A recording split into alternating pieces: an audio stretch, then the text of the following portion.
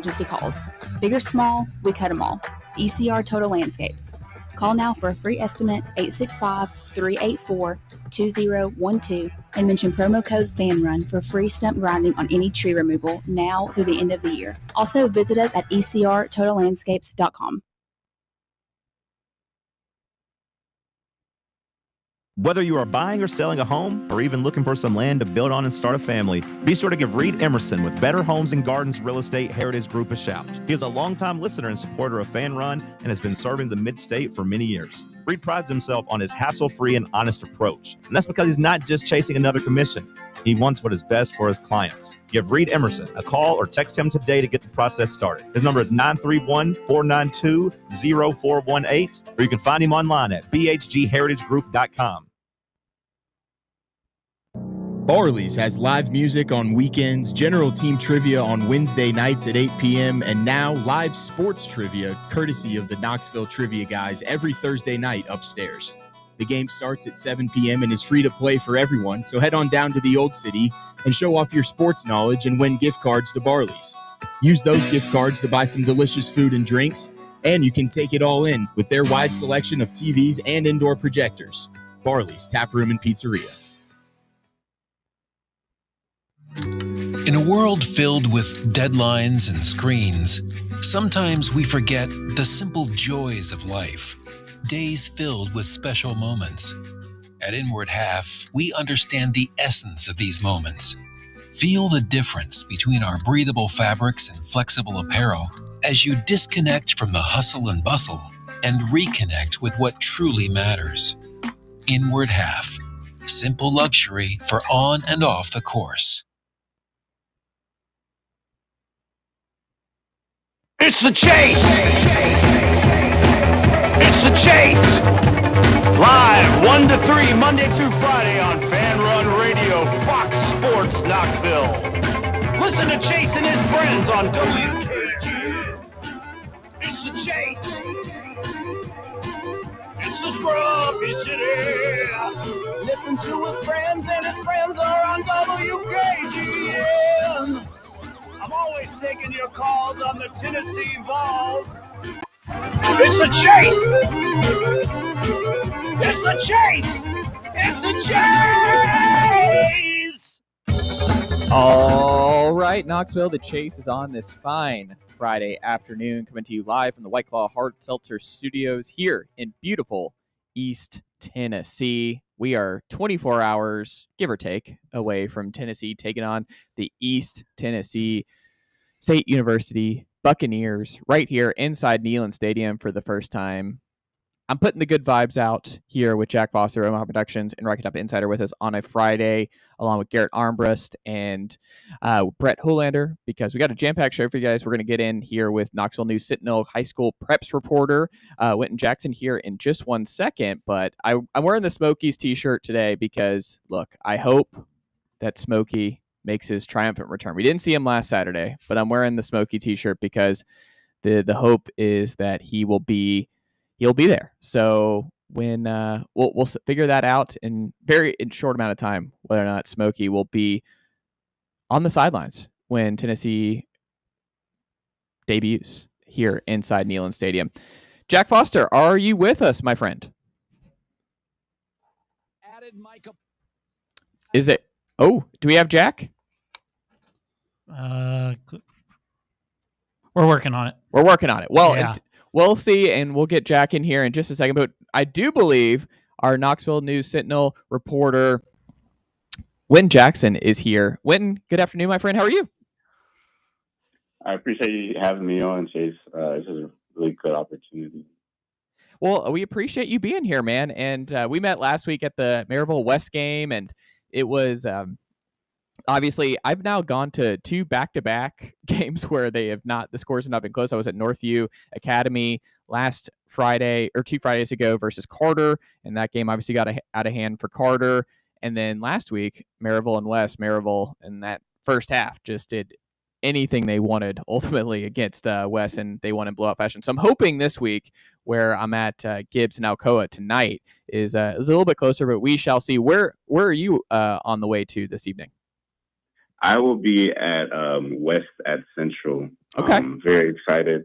Like you said last week, we were both at the Maryville West game, and I don't think either of us expected that sort of result, but hopefully it's a little bit closer tonight.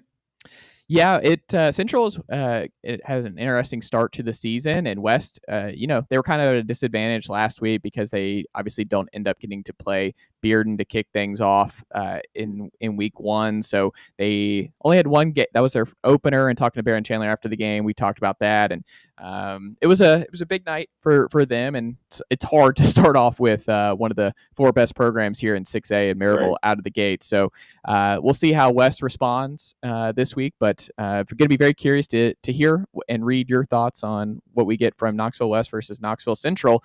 But I'm curious, when we talk about what's going on all around preps here in East Tennessee, Winton, one of the things I wanted to start off was, what do you make of Hall's 0-3 start? You were at I guess I shouldn't assume. Were you at Rivalry Thursday last night at Powell? Yes, I was. Okay.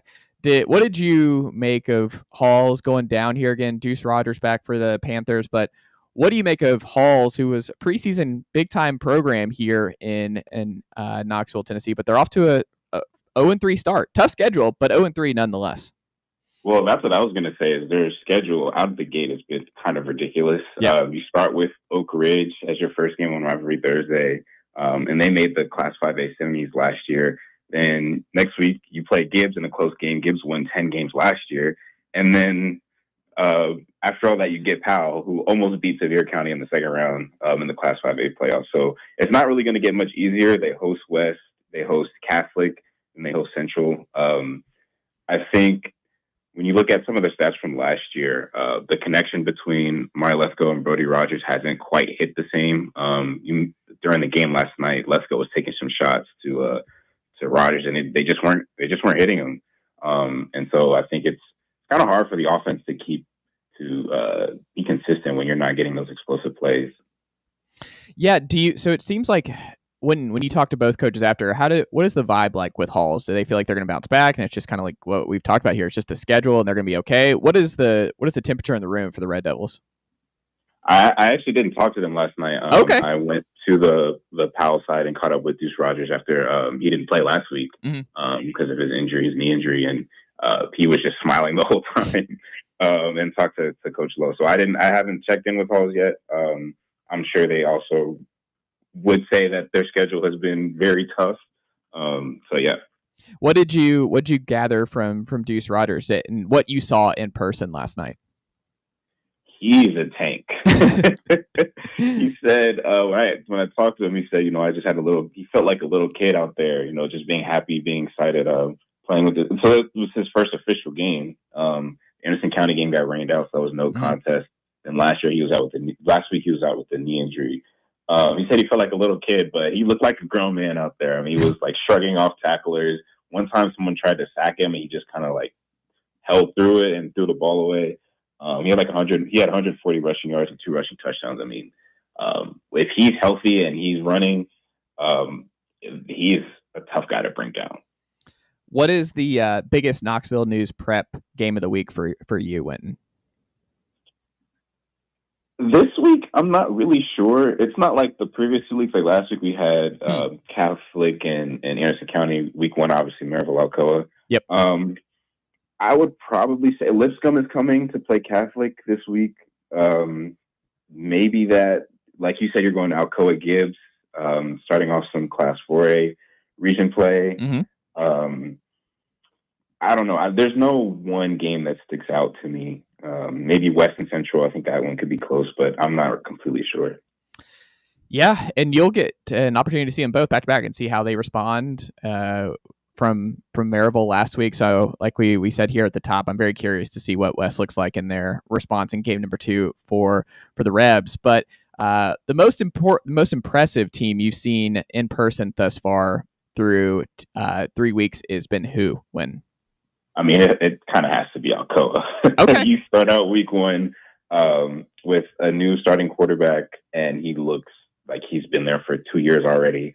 I think they were hitting on all cylinders, even with a couple special teams mistakes in week 1 against Maryville. They just look like a machine. And that makes sense. When you won 10 straight state championships, you probably have something good going on. So I think, yeah, probably Alcoa, but obviously Maryville's right behind them. Knox Catholic looked good. I saw them last week. There were a lot of penalties. Not sure how much of that you want to blame the refs, but they look good as well. But I'd go with Alcoa. Who is someone here in the area that you want to get an opportunity to go see in person that you have not yet? I have not seen Sevier County. I went to their scrimmage. They had a preseason scrimmage against Gibbs, but I want to see them in person. I mean, there's a lot of hype around Cooper Newman, the quarterback. Obviously, they had the undefeated season last year, so I'm excited to see them at some point soon. I love it. When you look at any upsets this week, and when you look and you're doing your picks here for the Knoxville News Sentinel, is there a big upset that you could see on the radar tonight that a lot of folks here in the area might not be anticipating? Again, because it's not like a crazy schedule, I'm not sure. I mean, I think coming into the year with, you know, the off seasons that Bearden and West had, those games may not be as. I mean, you saw it last week. Like they both got blown out. So I'm not sure exactly how well they'll bounce back this week. I guess the only one for me might be Fulton at Anderson County. Anderson County quarterback J.D. Gillum hurt his shoulder in the Catholic game. I'm not sure if he'll be back this week. So I'm not really sure what their Anderson County's plan at quarterback is. Fulton didn't really look that great against Central last week. So that's like the closest one I can come up with. Yeah. I'd be curious about that one as well here. And we'll get you out of here on this when the best player you've seen in person through 2 weeks has been who? I'm going to cheat. I have 2 answers. Okay. First, obviously, Tyree King. He was our number 1 prospect on our Knox News Elite 8. Through 2 games, he's already had 140 yards and touchdown, 123 yards in a touchdown. He's gunning for that 200-yard game at some point. I feel like it'll happen soon. And then Maryville quarterback Will Jones is probably the most accurate quarterback I've seen. We both saw it last week at West. Yeah. He literally had a perfect game. 12 for 12, 366 yards, and 5 passing touchdowns and a half. And then also ran for a touchdown. In the Alcoa game, I think he was 14-17. He just doesn't make mistakes. He's always making the right read. So I would go with those 2 as the best players I've seen so far. Yeah, Will Jones, I think, perfect 12 for 12. I mean, 350 plus yards, a bunch of TDs, ran one in. I mean, him and Beaufort were just a devastating combination. They're going to be a problem for 6A all season long. Yeah. Witten, how do the good folks support everything you've got going here on the Knoxville News Preps front this week and going forward? Go to www.knoxnews.com and then check on our Prep Extra. You can see all of my stuff there. It's the best way to support it. I love it. Keep up the great work, my friend. Enjoy the game tonight, and we'll check back in again soon.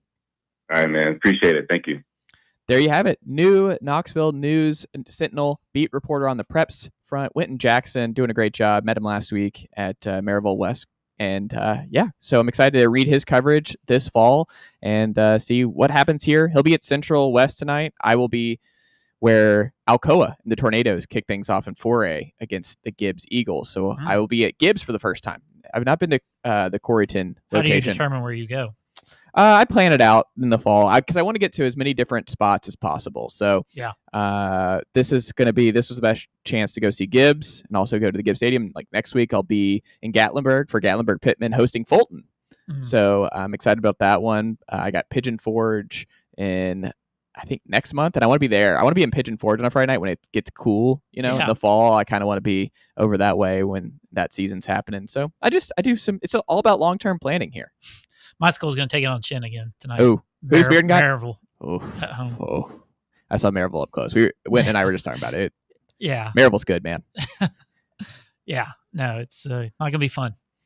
When we come back, we'll get Jack Foster of Omaha Productions and Rocky Top Insider in here to join Brett and Garrett and myself on this Tennessee Friday, a Go Big Orange Friday, 24 hours out from the Vols versus the Bucks inside Neyland Stadium. Stick with us. You can join the conversation. 865-966-3435 is the way to do so. 865-966-3435 is the way to jump in today. Stick with us. It's the Chase right here on Fanrun Radio, Fox Sports Knoxville, 105.7 FM, 1340 AM, and always streaming for free on that Fanrun Radio app. Take Fanrun Radio with you on the all-new Fanrun app. Just search for Fanrun Radio wherever you download your apps. Hey Knoxville, Surfside iced tea and vodka made with real brewed tea is only 100 calories, 2 grams of sugar with no bubbles and no troubles. That's right, zero carbonation, so it's easy to sip and enjoy. Headed to a game day or party at a friend's house? Bring an iced tea or lemonade variety pack from Surfside or try their green tea and new raspberry tea vodka. Find the can with the sunset stripes this season. Surfside iced tea and vodka, sold at bars, restaurants, and stores near you. Surfside iced tea and vodka, sunshine in a can. Must be 21 or older. Enjoy responsibly.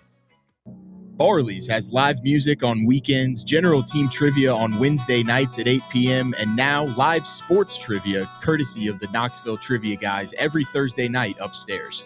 The game starts at 7 p.m. and is free to play for everyone, so head on down to the Old City and show off your sports knowledge and win gift cards to Barley's.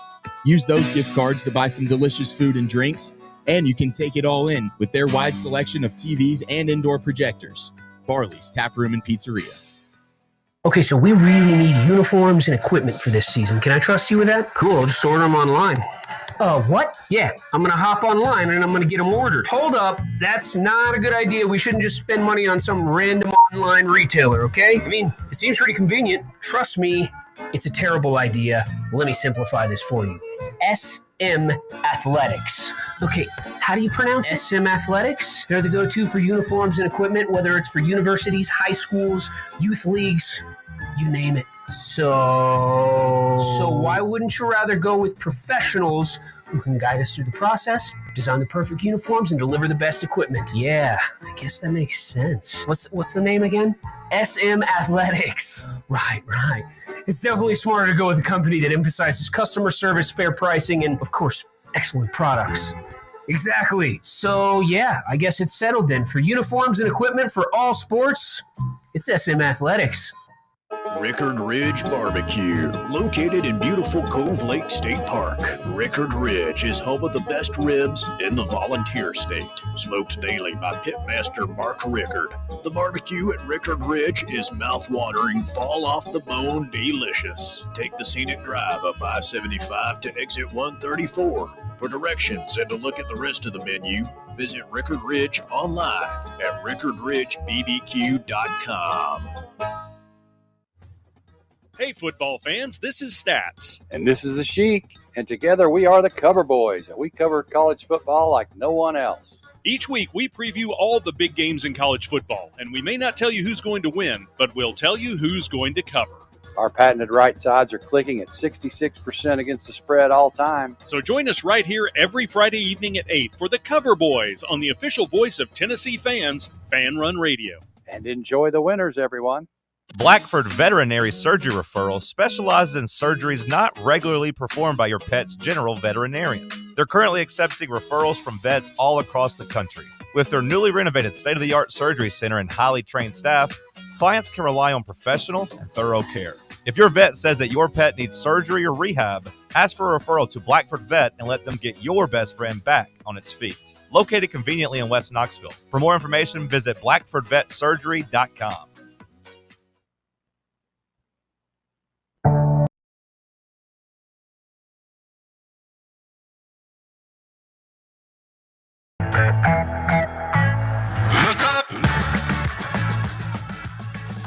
It's a Chase right here on Fanrun Radio, Fox Sports Knoxville, 105.7 FM, 1340 AM, and always streaming for free on that Fanrun Radio app. You can also join the chat and watch us on video, youtube.com/FanRunSports. Check us out there. Make sure you like and subscribe and join the chat there, as all of our shows are streaming live, whether that's Talk Sports from 8 to 11, The Chase from 1 to 3. You've also got Tony Basilio show from 11 to 1 right before this very show. So Tony Basilio, week 1 in the books for him right here on Fanrun Radio and Fox Sports Knoxville. So excited to have him on board this week and going forward. We got Drive 3 to 6 this afternoon, and then overtime with William Pattison taking us home here from 6 to 8. So all kinds of great content Monday through Friday, 12 hours a day right here on Fanrun Radio, Fox Sports Knoxville. Jack Foster, moment of truth. We can see you. Are you with us, my friend? Crimson Chase, can you hear me? Oh, there he is. Crimson Chase. We're not doing this. T-Town Thomas, how we doing? Got to get through the rest of the week, man. This is just, I mean, the This chat is what is, happens when you have 5 co-hosts. I mean, that is true, but there, I mean, it's, what's crazy? This show is called, The Chase and Friends. Do I still call them friends when back-to-back weeks, it's just been a whole heck of a lot of just nonsense the last 2 weeks. Going after me for my reading habits last week and this week going at me for just being a capital J journalist in terms of my Alabama Crimson Tide preseason pick. I'll tell you When what do I was get a break, nonsense. Jack Foster? No, I'll tell you what was nonsense is 45-7, which was your score prediction for Bama Florida State. That, my friend, was nonsense. Let a Chase Thomas know. That's what I'm doing right here, is letting you know that was nonsense. I told you not. I said it'd be competitive. I didn't honestly think Florida State would win, but I knew they sure as hell cover. That's what happened. And by the way, they won by 2 touchdowns. There's some egg on my face here. It didn't go my way. It was the stunner of the weekend, Jack. Sometimes you're wrong. Sometimes you're wrong, and I owned up to it. Most of the time in your case, but it's okay. Well, hold on. That's a little much. I'm not mostly wrong. I will say though, in the household, my wife, it's always like it's back and forth where it's like my wife is right like 90% of the time on things. But there are times where I will be right, and I can last night there was a situation where I was like, I know I'm right here. It was one of those where she'll laugh and she'll smile. She tries to hide it. Those 10% of the time where she's like, I cannot believe I'm wrong on this particular thing. And it's like, Chase has got me. I'm wrong most of the time. Don't get me wrong. I'm doing my best. We're all doing our best out here, Jack Foster, and I appreciate you, Shumpert, Sylvia, and everybody just being really kind and not bringing it up on every single show throughout the course of the week. Chase, it would be great to, have this discussion and talk about and kind of relive. Sometimes you've been right, sometimes you've been wrong. Relive some old good memories over a good old meal at Litton's, which you will be paying for sometime soon because you now owe me that, my friend. I do owe you that. Well, I mean, you got to get back over here, man. When am I paying up for this bet? Next month. How about that? Sometime next month. Okay. Spooky season here in October. Also, it's a tad bit of a stretch, but my favorite nickname anyone's ever done for your Alabama love so far has been Ryan Sylvia's just a couple of minutes ago. Chase to Thomas, as in Henry Toho, I think was amazing. Ooh. Goodness gracious. I mean, Sylvia and Shumpert are just... Is there not some reporting they need to do? Is there not something they need to go work on? It's Friday. You take a breather right before the game, It's true. Well, Jack Foster, we appreciate you joining us here on every Friday afternoon right here on the Chase 1 to 3. And we're grateful to have you on here, and we could watch you this week. We could hear you on the radios, which is awesome. So we want to start things off here, Jack Foster. New college football transfer portal window was voted on this week. What do you make of them going to the 10-day January window? Did you want January more than the spring window? Do you like it going from 30 to 10? Where are you at on the college football transfer portal window changes? Yeah, I don't mind the day count. I have never really been that big of a fan with the winter window in general, and really December more than anything. So the best we can to mitigate that would be better, in my opinion. I just hate the fact that coaches have to deal with that while you're trying to make a playoff push potentially. So, the day thing I don't really stress about too much, but the timing of the window, I just still prefer spring more than anything, but definitely getting it out of December is always going to be a good thing.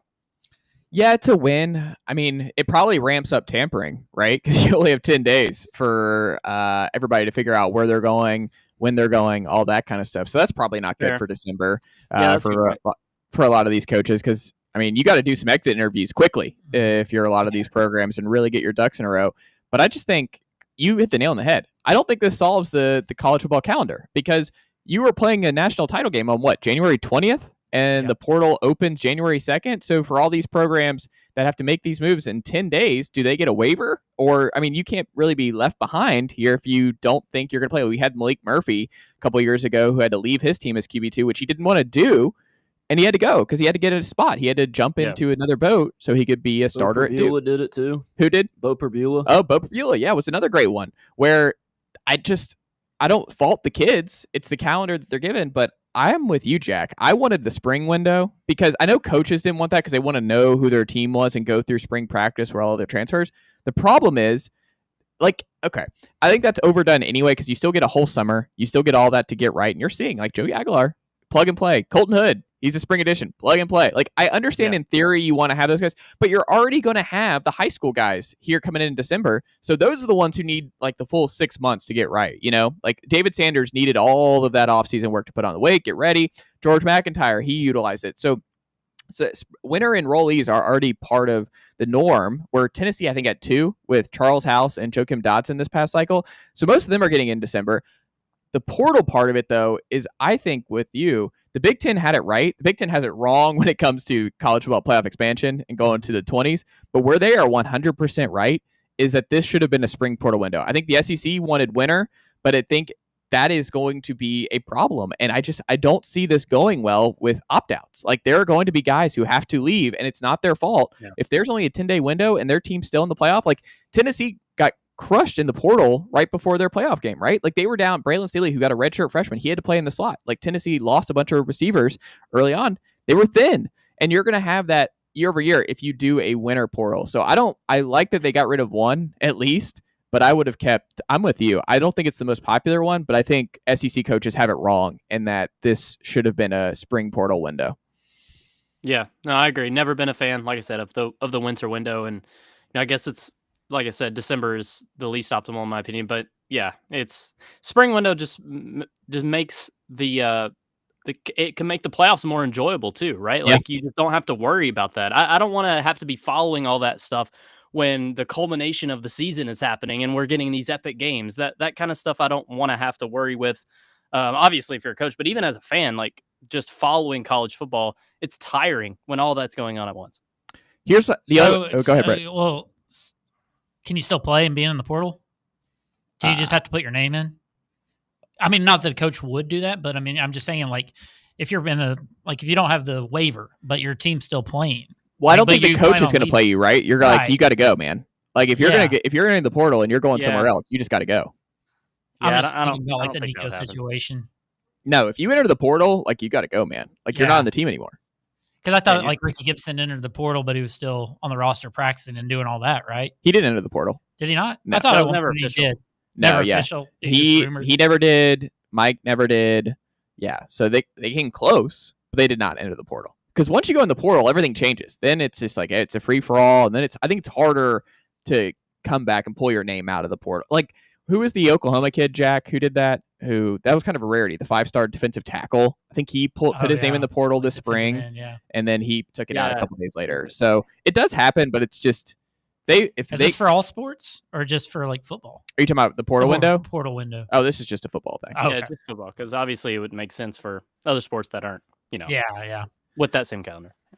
I just, it's better than nothing, I guess, is the whole thing. But I'm curious how this, I guess the other way, Jack, the way to do this is they've got to change the college football calendar where, look, we used to end in the second week of January, like, maybe that's the way around this is you have this long layoff in December and you can move the calendar up. We could start the college football season earlier in August and move it around where the college football season ends maybe in the first part of January or something. So I think that's something that also needs to be considered. It's like, hey, if y'all are going to do this and you're going to have the one portal window in the first week of January, then, hey, we need to move up the calendar. We need to move the playoffs into early part of December, and we need to wrap up by the first or second week of January, right? Like, that's the way around this.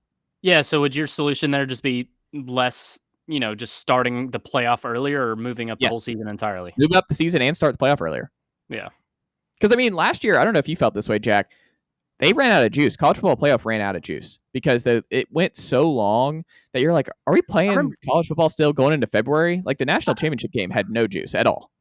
I remember you having that take, and I didn't really get that. Maybe it's just because I'm around it so much in the end as well, and you're not, since Tennessee gets put out, you just kind of feel like it loses juice. I didn't really, side with that theory, but maybe it did to others. I don't know. It just didn't for me, really, to be honest. But. Okay.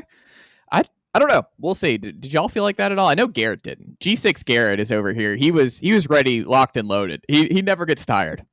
I mean, the game was maybe a little less than desirable, but I mean, I was fine that college football was still on my screen that late in the season and going into almost February. It was fine with me. I would watch college football in June.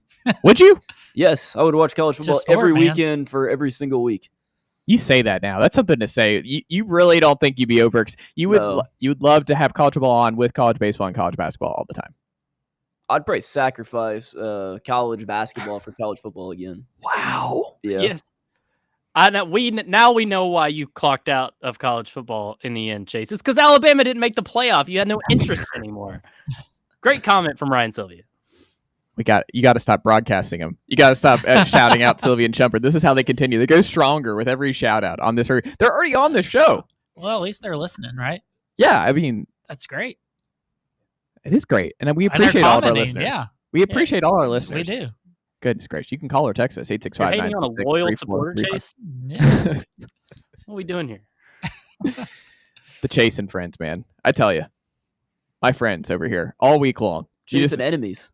Oh, rivals. No, we're not actually enemies, but chasing the rivals. whole Alabama thing, you might feel like we're enemies, especially after that Florida debate we had the other day. Florida, Kentucky, that was something. That was fantastic radio. Sylvia and I were on point. Kentucky historic rivalry with Tennessee needs to be kept. Jack gets it. Jack, you would play Kentucky twice, right? Do what now? You would do Kentucky twice, right? Like you do Kentucky twice, Vanderbilt one, just for our permanent 3 rivals. Yes, exactly. Right. 100%. Yeah, that's the way to go. Majority rules. Border battle always. Maybe we just need one permanent opponent. Just make it Kentucky. Let's not do 3. Great idea, Brett. Yes. I would do. I mean, 3 times. Where's the third one? Neutral site? No, you play Kentucky 3 times. Yeah. No, I'm saying we play Kentucky once here, once on the road. Where's the third? Where do we play that third Kentucky game? I think Kentucky a fourth of our season is more than fair. Yeah. I'm not even going to say this is so stupid. Oh, man. Jack, is there any part of you that thinks that ETSU could make this a game more so than we think? Talk Sports, Bad News Bubba this morning, putting it out there that he thinks there is a possibility. Like, I think he said something like 17-7 at the half. Yeah. If that's the case, I mean, that's Austin Peay 2023 all over again. I don't know. Could you see that? I mean, they are ranked 24th in FCS rankings. I mean, Will Healy, great dude. You're rooting for him, but I don't know. Do you see that being a possibility, or do you think it's more of what we saw in the early last year where Tennessee just blew the brakes off Chattanooga and Kent State? Yeah, I don't know if it'll quite be the Kent State mauling, right? But I wouldn't expect an Austin Peay level struggle here. Austin Peay had a great game plan. They were very unique in the way they attacked Tennessee's defense. I think Tennessee's offense is a bit more explosive than that 23 unit. I think they'll be able to get chunk plays at a higher rate and be able to put points up better. Obviously, there's some defensive injuries you worry about here, so maybe ETSU can put together some good drives. Syracuse was able to move the ball well at times in the opener, of course, maybe more than we thought they would. But no, I don't really see this being Austin. Oh, I think we lost him there. Oh, did we just lose Jack? I think so. He'll have to reconnect with us. It looks like we may. Let's see. Well, we'll get him. There he is. There we go. Hello. Oh, hey, Jack. We lost you for a second. But Did you catch most of what I said? We didn't get the last 10 seconds. What was what was the I last was thing? just saying that I just think the offense is better this time around, and it won't quite be that level that it was in 23. We shall see. When we come back, we'll talk some more Tennessee. We'll talk about 2026 because it's never too early to look ahead when it comes to the quarterback position at the University of Tennessee. Stick with us. It's The Chase right here on Fanrun Radio, Fox Sports Knoxville, 105.7 FM, 1340 AM, and always streaming for free on that Fanrun Radio app.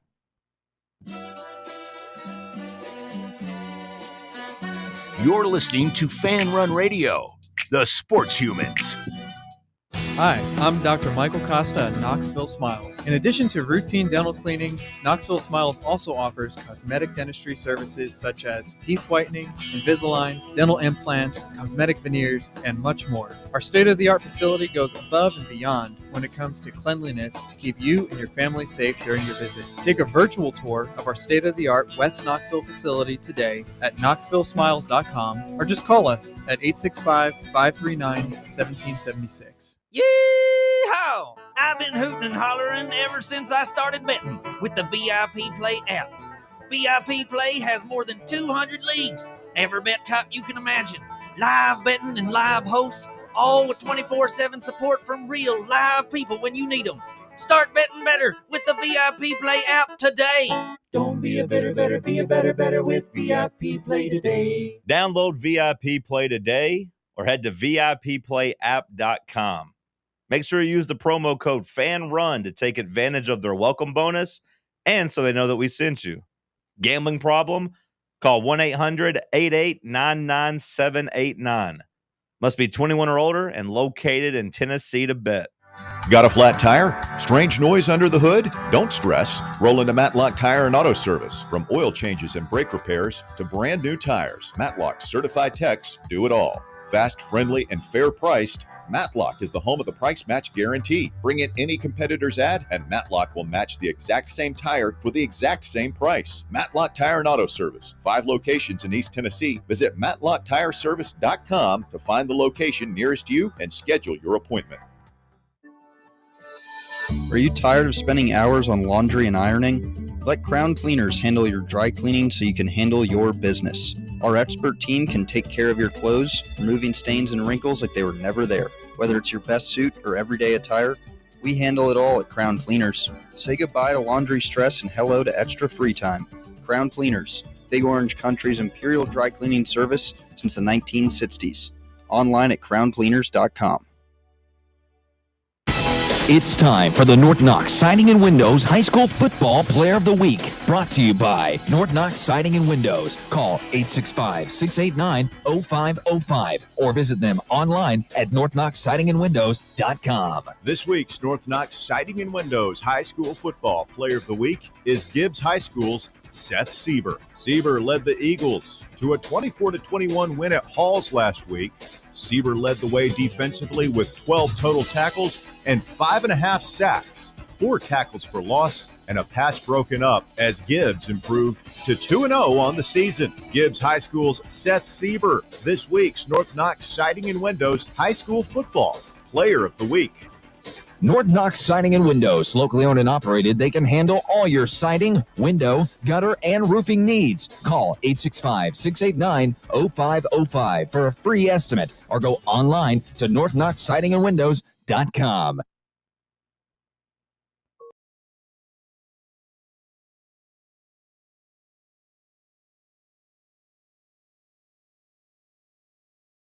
On radio, Fox Sports Knoxville 105.7 FM, 1340 AM, and always streaming for free on that Fanrun radio app. Jack Foster Fridays here on The Chase, along with Garrett Armbrust and Brett Hoolander.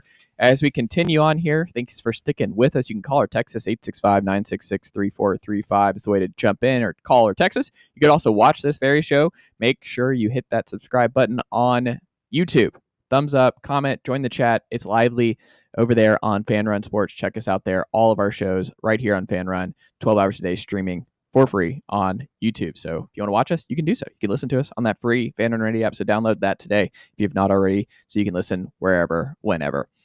So when we continue the conversation here, did you watch any Eagles Cowboys last night, Jack? Oh, of course. Yeah, I'm an NFL junkie, so I'll watch every minute of any game I can. So I watched it all, stayed up, did the whole shebang. Okay, so how long was the delay? Because I kind of checked out at a certain point with the delay. Yeah, hold on. I know it started back at 11:30 Eastern on the It'd be around like an hour, right? 45 minutes maybe. Yep. And yeah, pretty much right at an hour, just a little over. So yeah, it wasn't too bad. Just watched U.S. Open, Anisimova, and Naomi Osaka during the break. Great way to fill the time. Are you a tennis guy? I watched the majors, and Anisimova winning last night was awesome. Epic match between her and Osaka, and Anisimova was cool. So she made back-to-back final appearances now after taking so much time off of the sport. Really impressive. There you go. Do we have any other tennis guys here on the show? I'll watch it. Yeah. Yeah. There's some good ones today for the men. Oh yeah, Joker and Alcaraz Starting at 3. Jack's fired up, man. Brett, you're fired up. It's one of those things I just don't know anything about. Like, I don't know or understand tennis. The only thing they've messed up on is having the U.S. Open final, which is probably going to be center Alcaraz Sunday at 2:00. Yeah, start of the NFL Week 1. I mean, you're not going to have the viewership. People might be getting bored of this matchup though, but was it the French Open when they had a really good one? 5-7. Yeah. Carlos came back. Wimbledon was good. I mean, they've played in all the finals. I mean, I feel like Ben Shelton's going to break through at some point and get to. Maybe it's tough right now. I was going to say in terms of like the NFL competition, I just feel like if you're watching the U.S. Open on a Sunday afternoon, like you're probably not a big. It's typically a great time, like 2:00 on a Sunday to watch. Well, what I'm saying is, like, I don't know if there's a big crossover between NFL super fans and U.S. Open tennis fans. So you might not. No, be but I would be much. very interested in watching this US Open final. Yep. You can. You don't have an NFL team. We found that out this week, Brett. Well, You're not I know, missing but anything. I mean, fantasy goes into play. I mean, it's a less stressful Sunday for me because I'm not having to worry about it. Okay. There's a reason why the PGA Tour has their tour championship 2 weeks before the NFL season starts. They don't want to go up against it. It's true. Like no one wants to go up against the NFL. I mean, it's the number one. It's the number one sports product in the country. It's true. Chase, are you an early morning guy? Am I an early morning guy? Like how early are we talking? Like 7. No. Oh, okay. Well, if you want to ever try and get into tennis, the way to do it is to watch Wimbledon, okay, first, because Wimbledon is amazing. It's like the Masters for tennis. It's got, it's the grass court. It's good vibes early in the morning. They're playing in London. You wake up, get your coffee, watch some tennis. It's just zen, right? Other tournaments for tennis don't hit as hard for me, but Wimbledon is one of the best sporting events of the year. So if you're ever wanting to get into it, start there. And that also happens right at July 4th when nothing is going on. It's not going to happen. I'm kind of. Falcons may be losing by 2:00 on Sunday, so you'll be good. Ooh. Wow. Yeah, they may get struck. I don't know. I mean, it's here. It's week 1. This has Falcons. I forgot who Jack's team was. It's the Jaguars. Jaguars. Jack. Big Trevor Lawrence guy. So. Yeah. Oh, okay. You and William Pattison. Oh. William's a big Jags guy. Dude, Lawrence is going to absolutely cook the Panthers this week. Bet is overs. 3 touchdowns, 300 yards. Jack loves him. Maybe the best game of his career. It was so sad when he didn't come to UT, wasn't it? That was a tough one. They always show the picture of him in that Tennessee. There was ever a guy that should have been here. Penix could have came too. He decommitted.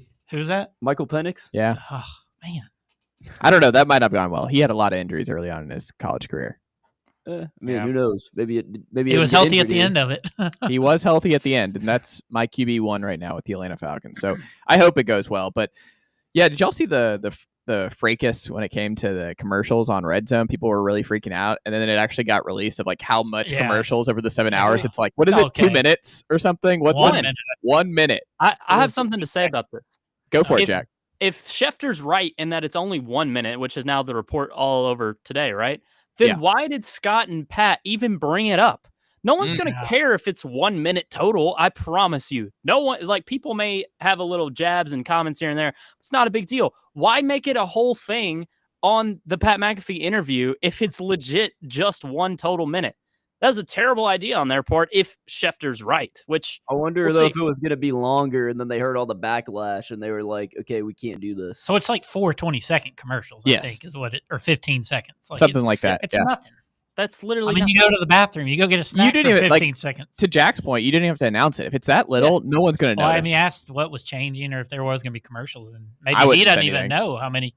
Maybe he didn't know how long it was going to be. But yeah, because the OG report, or I guess like the takeaway from that interview was that Red Zone now has full commercials, like all the time. Yeah, and it's like, well, screw that, you know? Because now you cause everybody an uproar, and everyone may not have figured out what actually is the commercial time for this, so they might check out of Red Zone because they assume that there's going to be a bunch of commercials. So you may have like inadvertently led some fans astray because they don't think they're going to have that commercial-free Red Zone anymore. And because technically it will not be commercial-free, it's just going to be a minute over an extended period of time. Over 7+ hours. It's just crazy. Yeah. That's a job I think that's probably one of those jobs that like no matter how much money you threw at me, I'd still say no. That's a tough job, man. What? That's an Scott's overwhelming job. What, like Hanson? The red zone job, yeah. Oh, dude, that's like the dream job. That'd be so fun. Do you think so? I just It'd feel be like it's challenging. Like a exhausting. producer would have a tough job. You Yeah, I know, was you're gonna constantly say. like True. having to. I mean, there's no telling what your little office looks 16 like. screens, Yeah, all playing a different and you have game. to click on each. And you're know. just probably in your headset, just going constantly like, crazy. go here, oh, go here. They're Or going. Hanson's. Yeah. It's probably gotta be crazy too. What is that called when you have a quad box that has like 10 boxes? Like, what is the? Yeah, what's the 10 prefix? Ooh. Chase is the elder statesman of the group. He should know this. Decagon. So the Deca box. Yeah, Decabox. Classic geometry here on the Chase. I struggled with geometry, man. Geometry was tough. Yeah, geometry sucks. But like the red zone is hard from like 1 to 4, but then when you get to 4, Yeah. it's only like 3 games sometimes. Yeah. Especially this weekend, it's only going to Yeah. be a limited amount as well. So there's not, his job's busier 1 to 4 than it is from 4 to 7 or 8 or whatever they go to. There's a great. What is the 4 o'clock? I think there's a great 4 o'clock game this week. It's Packers, Lions, Texans, Rams, Niners, Seahawks, and Denver, right? Denver, Tennessee. Denver Titans, yeah. Yeah. So I know what it is. Okay, the one I was looking for. You're probably it's thinking Ravens. Packers Lions. Oh. Packers Yeah, Lions. that's the best heavyweight. Sunday night though, I will be cuddled up, man. I'm gonna be cozy. Bills, Ravens. You on the Who you floor, got? dogs on the couch? Who you picking? Who's winning, Chase? I'd still go Bills early. Me too. Everyone's on Baltimore. Everybody is picking them to win the Super Bowl. It's crazy. For a guy who's won 3 playoff games in his entire career. Oh, Baltimore Super Bowl. Book it. And All there's still right. that guy in Kansas City. Yeah. And in Buffalo. Yeah. Last I checked, he's never the quarterback. Neither one of those guys can beat Kansas City. When are they Yeah. going to start talking about Allen in the playoffs too? I mean, they do talk about Allen in the playoffs. The quarterback He's Lamar- played better in the playoffs though than Lamar. He's just It's not true. gotten over the ultimate Yes, hump. definitely. The quarterbacks Lamar has beaten in the playoffs are rookie CJ Stroud, old man Russ Wilson, and Ryan Tannehill. Let's not forget. Are y'all watching the Brazil game tonight? Yeah. Okay. Absolutely. Hope the You'll field's be at better. high school field. G5 Garrett, man, he's gonna have. Is there a college game you're locked in on tonight? Louisville JMU. Oh wow. Oh, Is Nebraska play tonight? No, Maryland plays Northern Illinois. Maryland. Maryland, you tweeted out about their quarterback. Yeah. what about the Malik Washington? Yeah, he looked good. He looked real good. I mean, yeah, He's a 5-star. I mean, or 4-star. I mean, you would hope he's good. yeah. Loxley's got him on the move. I mean, they'll probably still go 4-8 or 5-7, but they have a quarterback. G6 Garrett locked in on Mike Loxley and the Terps. Well, they are Power 4 though, so Yeah. But hey, you appreciate all college football, but you especially appreciate G6 football. I mean, I'll be rooting for James Madison tonight. Ooh, okay. Where's that game? It's in Louisville. Oh, but okay. I think they can. I mean, JMU is a top 5 team that can make the playoffs in the group of 5. Boise's wow. already lost. Yeah. South Florida's got to play Miami and Florida the next 2 weeks. Like, they're going to get banged up. Don't even get G6 Garrett started on Holy Cross Bob Chesney. Don't get him started. I feel like you need that song like a G6 in the system. Oh, it's going to be in the system. We're going to get it. And then just us dubbing over it, G6 Garrett, just Yeah. like G6 Garrett. Fly like a G6 Garrett. Yeah, it's catching on. Shump referred to G6 Garrett the other day. It's going to work. It's going to stick. There you go. 2026, Jack Foster. It's never too early to look forward at quarterback 1 for Tennessee. One of the things I think we've all assumed in 2026 that it was going to be either true freshman Faison Brandon or redshirt freshman George McIntyre as QB1. We're assuming that. But yet, that's the exact same situation Tennessee went into this summer, but they also brought in a 1-year, 24-year-old stopgap signal caller in Joey Aguilar. I understand difference, maybe potential and upside, but it was still a 19 and 18-year-old versus a 24-year-old. Are you really, because there's no way they can't take a transfer quarterback this cycle. Like, you can't go into next year with just, like, I don't think you can do a Gaston Moore type deal where you have a walk-on or just an older body, like, that you don't want to start, but you want it to be like QB2. You want a Jim Sorgi, I guess, is the best comp. You want your Jim Sorgi here. That's not how it's going to work. Like, you need an actual vet who can compete. So they're going to have to tread a fine line in terms of who they bring in. Do they want to have someone block Faison and George for this year? Do they want them to realistically contend? I do think it's something that we have to consider now, because I think if it had all been a clean offseason and Nico doesn't leave, you probably don't have to take a portal quarterback, because then you just go into it with Merklinger versus McIntyre versus Faison. Let the best man win. I don't feel like that's what's going to happen here now with Aguilar taking over and Merklinger not winning this job this summer going into this fall. So, Jack, I think it's something that Tennessee fans have to think about. I mean, enjoyed this fall with Joey Aguilar and company, but you see a 24-year-old quarterback. It's nice to have. It's when things are rolling, he's cool, calm, collected, and through 1 week, it's nice. And Tennessee's 2 best seasons offensively might be with the 24-year-old quarterback, and 22 with Hendon, and we'll see with Aguilar here as the season goes on. But I don't know. Would you bring in a Josh Hoover for a bridge guy for a 1-year type deal, and you give Faison and George another year to get ready, or do you roll the dice with one of those young guys? Well, I think it's what do you want? I think you probably will end up being right that they bring someone in, but are you bringing someone in to compete, or are you bringing someone in who's like the bona fide starter? Because if it is a Josh Hoover, then there's no question they're starting. If it's someone of that caliber. So I don't know if it'd be that good of a player. And honestly, like, Tennessee's recruited quarterbacks so well since, Nico kind of put Heupel on the map in this category, that you have you have these blue chip guys like McIntyre and Faison. And I know Faison's just a freshman, but like as a fan of just the potential of what Tennessee could be, that I kind of just want to see what it looks like. And while, yes, bringing in a veteran to compete could end up raising your floor, I don't know. These guys are very talented. And yeah, Faison's going to be a true freshman, but he's supposed to be, an absolute phenom at quarterback. We've seen freshmen of that caliber start their first year and be good. And George will be in year 2. So I'd almost just kind of rather see what it looks like personally. But I think when it just comes to putting yourself in the best position to win as many games as possible, the veteran route has been the way to go with recent college football teams. I don't know which way they go. I mean, Brett, do you see them taking a Hoover type or more of a guy just to compete? Like a Spencer Sanders, potentially, where they bring him in just in case it doesn't work out with Jackson Dart or whatever, but you still plan to go with one of your 2 internal blue chip options. Which way do you think they lean? I'd personally like the blue chip option for me. Just bringing in somebody to be backup or a third quarterback, just to be a lower level guy. I mean, I don't know. I'm just excited to see what these young kids got. And it's 1 year stopgap. I don't really take to it very well. I'd rather put the best player. Michigan's playing their guy, paid them a lot of money. Might be the difference there, but I mean, they're just got to see what you got. And, True. But they brought in Mikey Keene, right? Yeah, they did. But I'm for seeing if Faison and George have got it. I mean, yeah, that's me. I don't know. I'm excited about those 2 guys personally. Okay. What about you, Garrett? Yeah, I would agree there. I mean, I think obviously this year is different because if you don't bring in Aguilar, you have what was going to be your QB2 and QB3 competing for the QB1 job. That's not going to happen every season. This was kind of a different year. Like Brett alluded to, Underwood at Michigan is a true freshman starting. Like, it's not unheard of. I think it's obviously we see it less in this day and age of college football. But if Faison's that good, like I say, just give them the keys, bring someone in that can compete. If they win the job, let them have it. But I wouldn't bring in some high-level, multi-million-dollar quarterback that's immediately going to be your quarterback 1 and make Faison be immediate QB2. I just don't think that's smart. You're going to have other needs on this team. Why pay for a defensive tackle or somebody else in the portal?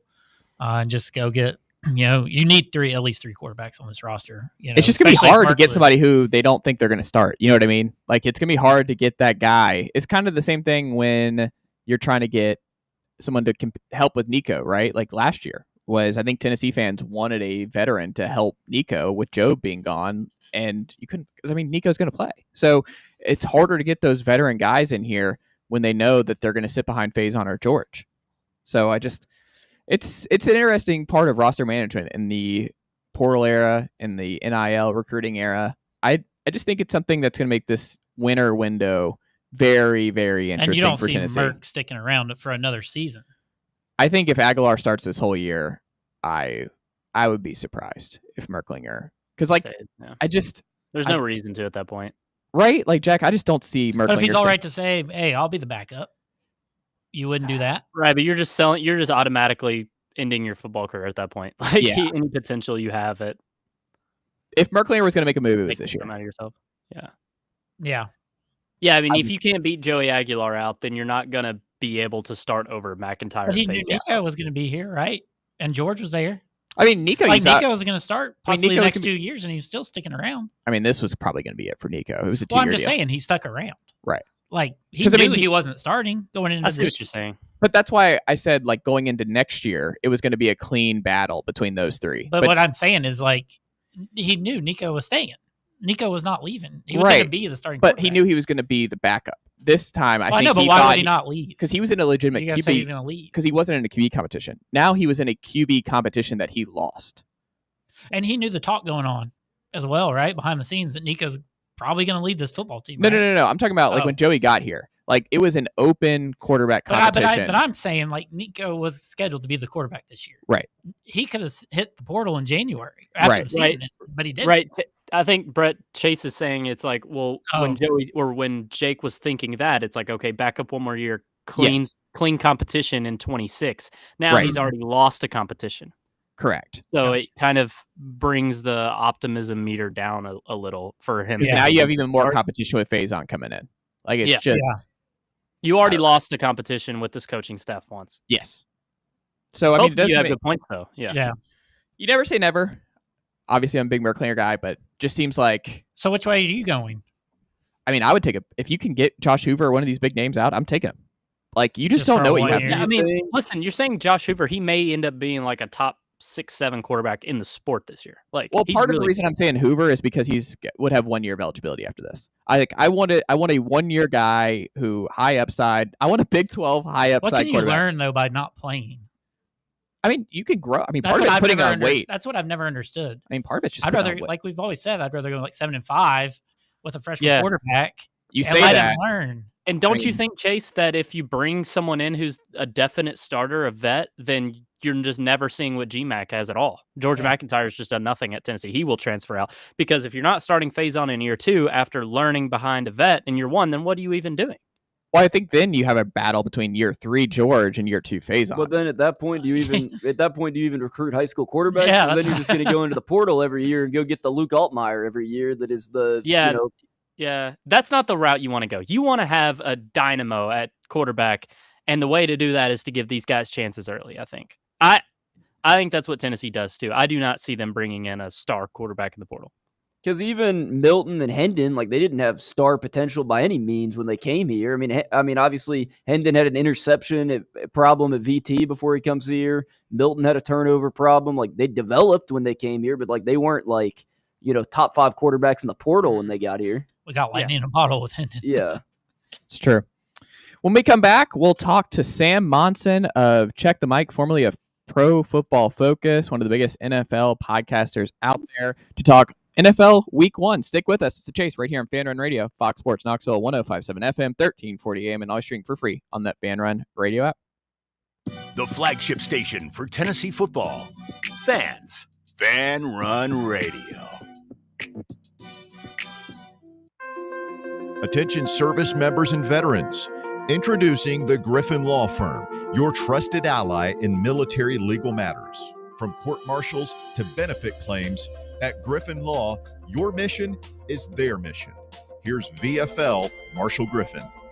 As a veteran and retired military attorney, I've successfully defended lifelong benefits and helped preserve professional futures. So I know that when you hire a military justice lawyer, you maximize your chance to get relief. With my unique experience, I can advocate for you because there's no military matter that's too big or too small. Let us help you make these critical decisions that could affect the rest of your life. Remain silent. Request counsel. Call Griffin Law. For a free consultation, call 888-707-4282. That's 888-707-4282. Or just visit griffinlawdefense.com. You're listening to FM 105.7 and AM 1340, WKGN Knoxville, and W289CU Knoxville, Fanrun Radio. We really need to get some branded stuff. Shirts, hats, promo items, something professional. I mean, we could just find a website and order a bunch of it ourselves. You could, but you're taking a big risk. You don't know the quality, the fit, the timeline. It's a roll of the dice. Yeah, I guess. But isn't that how everyone does it now? Not the ones who actually care about how their brand looks. Look, if we're putting our name on it, it needs to be done right. We need SM Athletics.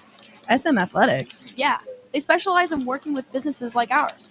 Apparel, hats, promo gear, but real, customized stuff. They actually care if it turns out right. Probably a lot better than getting stuck with 100 t-shirts with crooked logos. Exactly. Plus, they'll walk you through everything. Sizing, colors, material, so it matches the image we're trying to build. Makes sense. What's the name again? SM Athletics. Trust me, if you want to look like a real company, not a flea market stand, this is the move. If you're serious about your brand, work with people who are serious about getting it right. SM Athletics.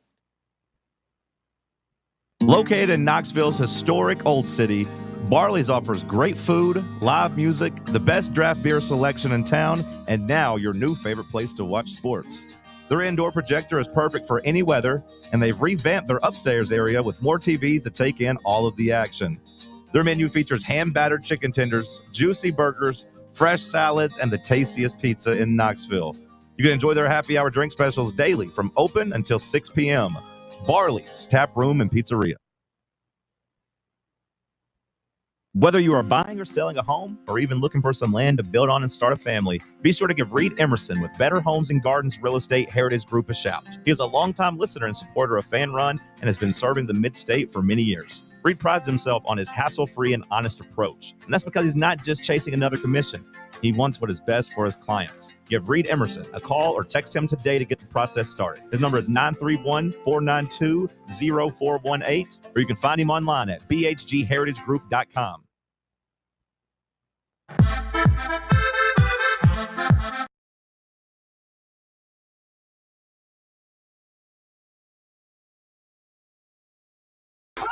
It's Chase right here at Fanrun Radio, Fox Sports Knoxville, 105.7 FM, 1340 AM, and always streaming for free on that Fanrun Radio app. On the line right now, co-host of the Big Time NFL podcast, Check the Mic, where he was on for an extended period of time because of the lightning delay. It's Sam Monson. Sam, good afternoon, my friend. How are you?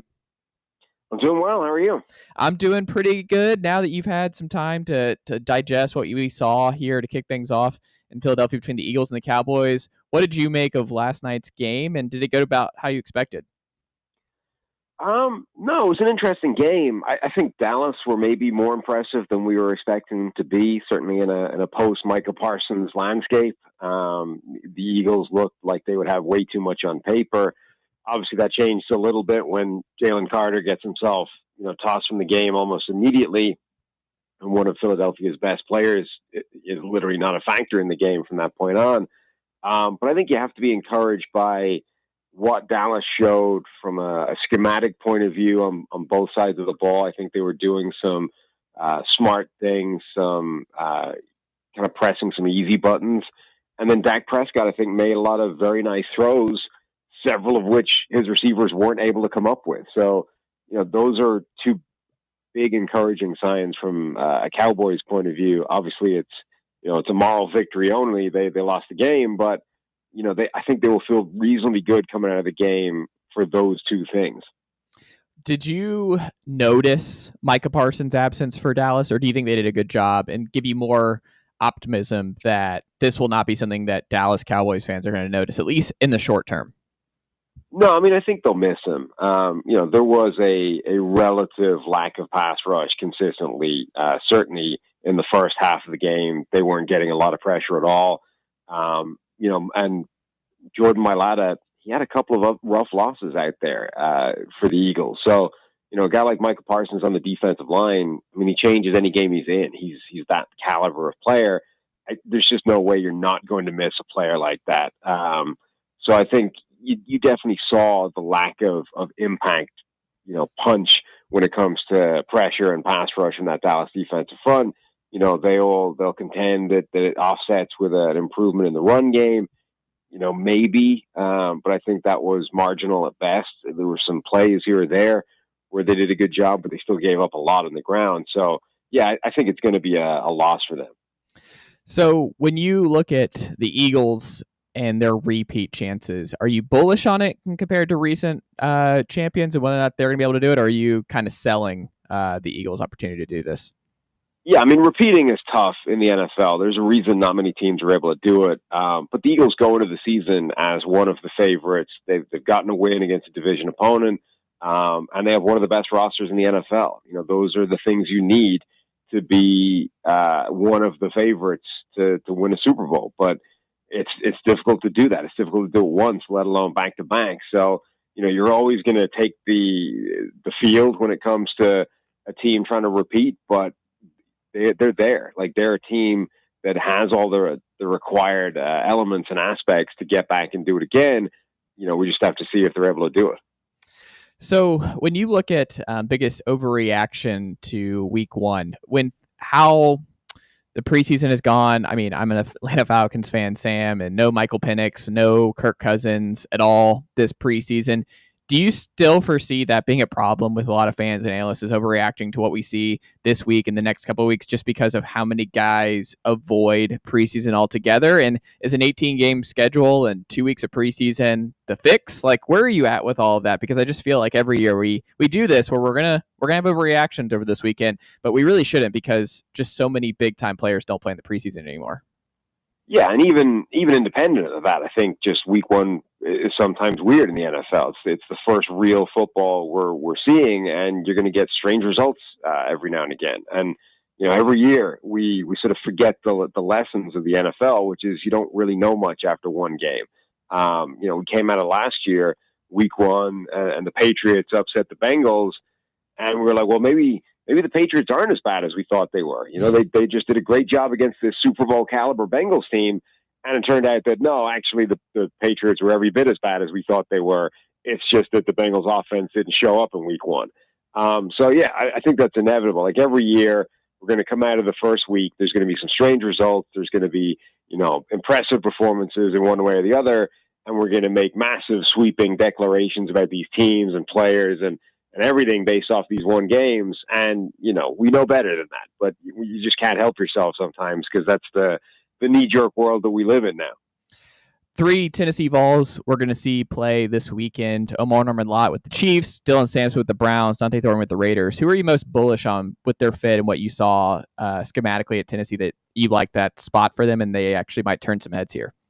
I think all three of them could be real factors. You know, Dylan Sampson, I would have liked to have seen more from him in preseason, but I think the fact that we didn't is actually a good thing from his point of view. I think they kind of held him back because they envisaged a serious role for him in the regular season. Obviously, that wasn't necessarily true at draft time, but with Quinshon Judkins' situation, you know, Sampson's got a chance to take an opportunity that might not have been there otherwise. So I think he's got a real shot. Dante Thornton from the get-go has basically been running with the first team with the Raiders, and he provides something completely different to anybody else in that receiving core, that, you know, size and speed and the vertical threat that he can bring to the table. So I think he's going to be a real factor in that offense. And Geno Smith is a guy with a great deep ball and a good aggressive streak to try and get him the football deep.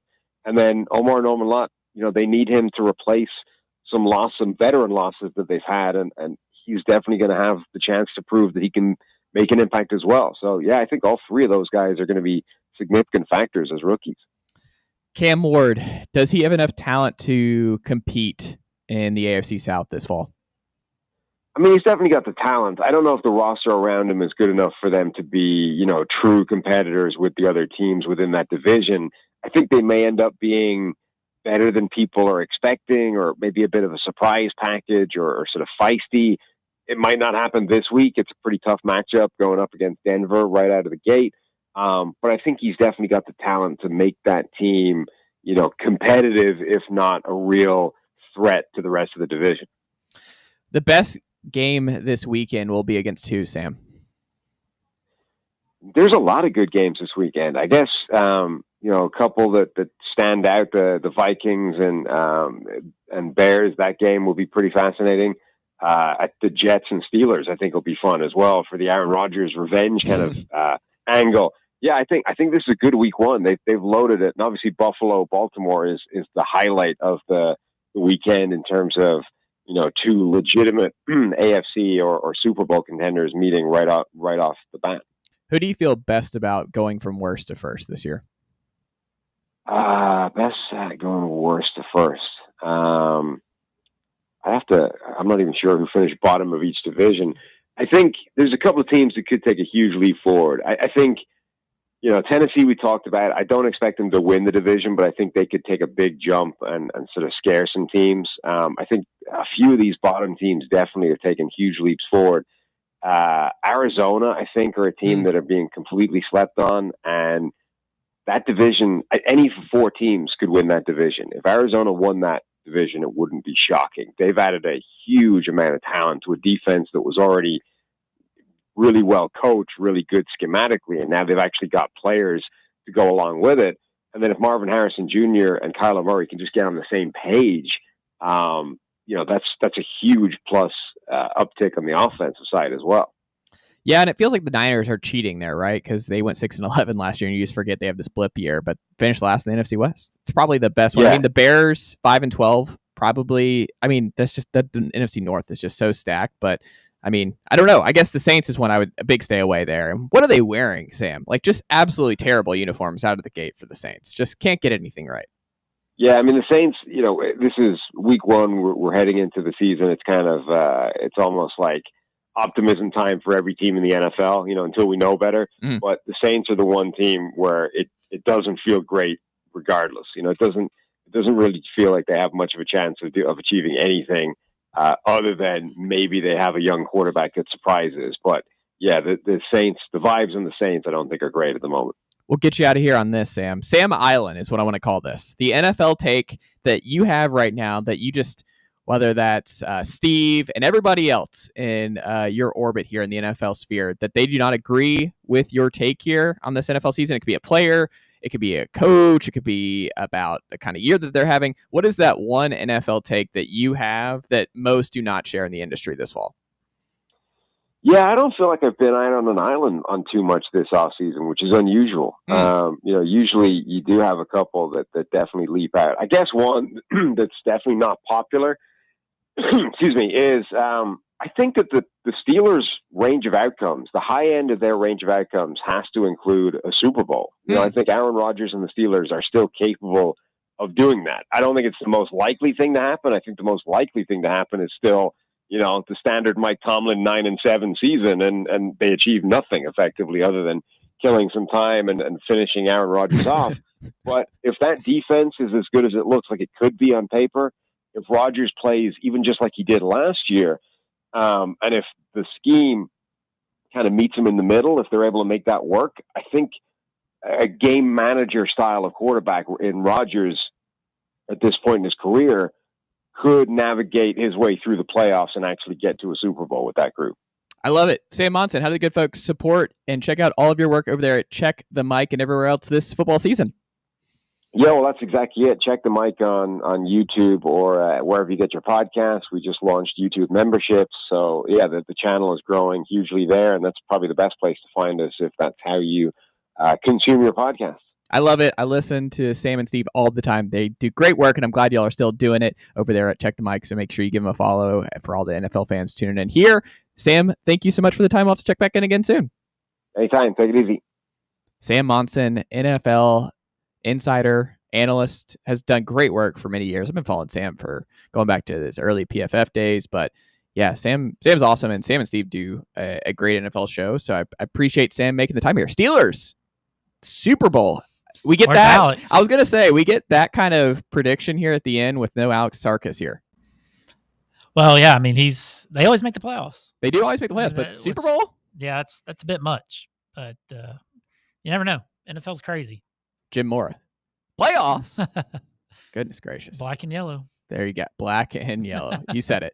When we come back, we'll get Jack Foster of Omar Productions and Rocky Top Insider back in here as we continue on our Tennessee preseason talk here, or week 2 preview talk, along with G6 Garrett. We'll get a G6 Heisman update and then watchability rankings for this week 2 slate and how folks should look at this weekend. When do you need to be in front of the TV? When are you going to be able to go apple picking maybe this Saturday afternoon? That's not what you're doing, is it? Not what I'm doing, but I'm okay. giving people advice. Okay. Weather's going to be pretty good. It's going to be in the 70s. Let people enjoy things, Brett. Okay. I love apples, but I'm not doing it on a Saturday during college football. Do you know who else loves apples? Who's Kawhi that? Leonard. Apple time. Oh, gosh. The NBA fans will get that reference. Stick with us. It's Chase right here on Fanrun Radio, Fox Sports Knoxville, 105.7 FM, 1340 AM, and always streaming for free on that Fanrun Radio app.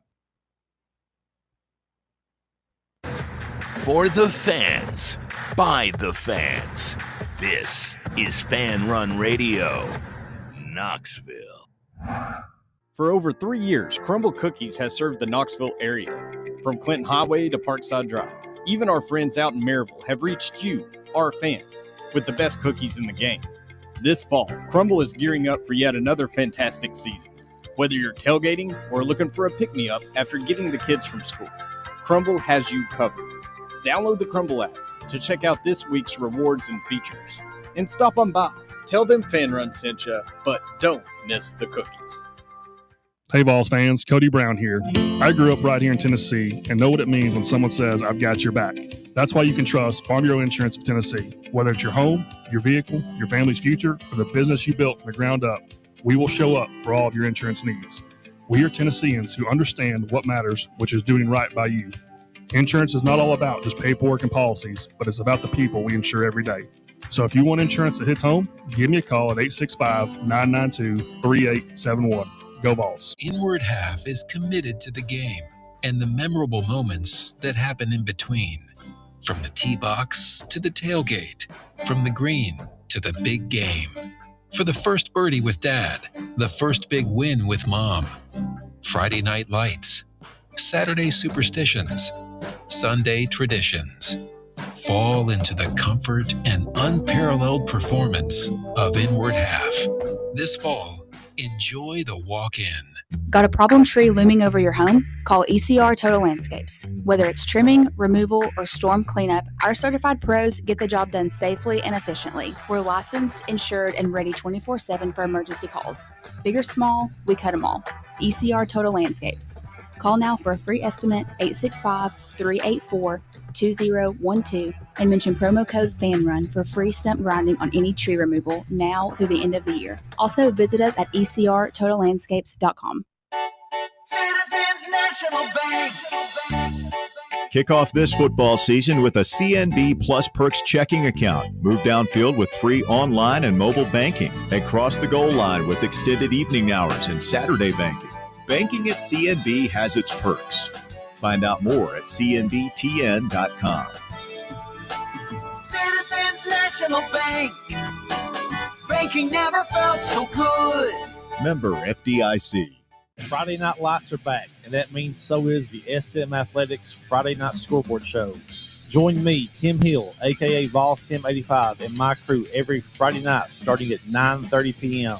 Live action, live calls, and all of the biggest talking points in East Tennessee high school football. It's the Friday Night Scoreboard Show presented by SM Athletics right here on Fanrun Radio, 1340 AM, the free Fanrun app, and streaming live on YouTube on Fanrun TV.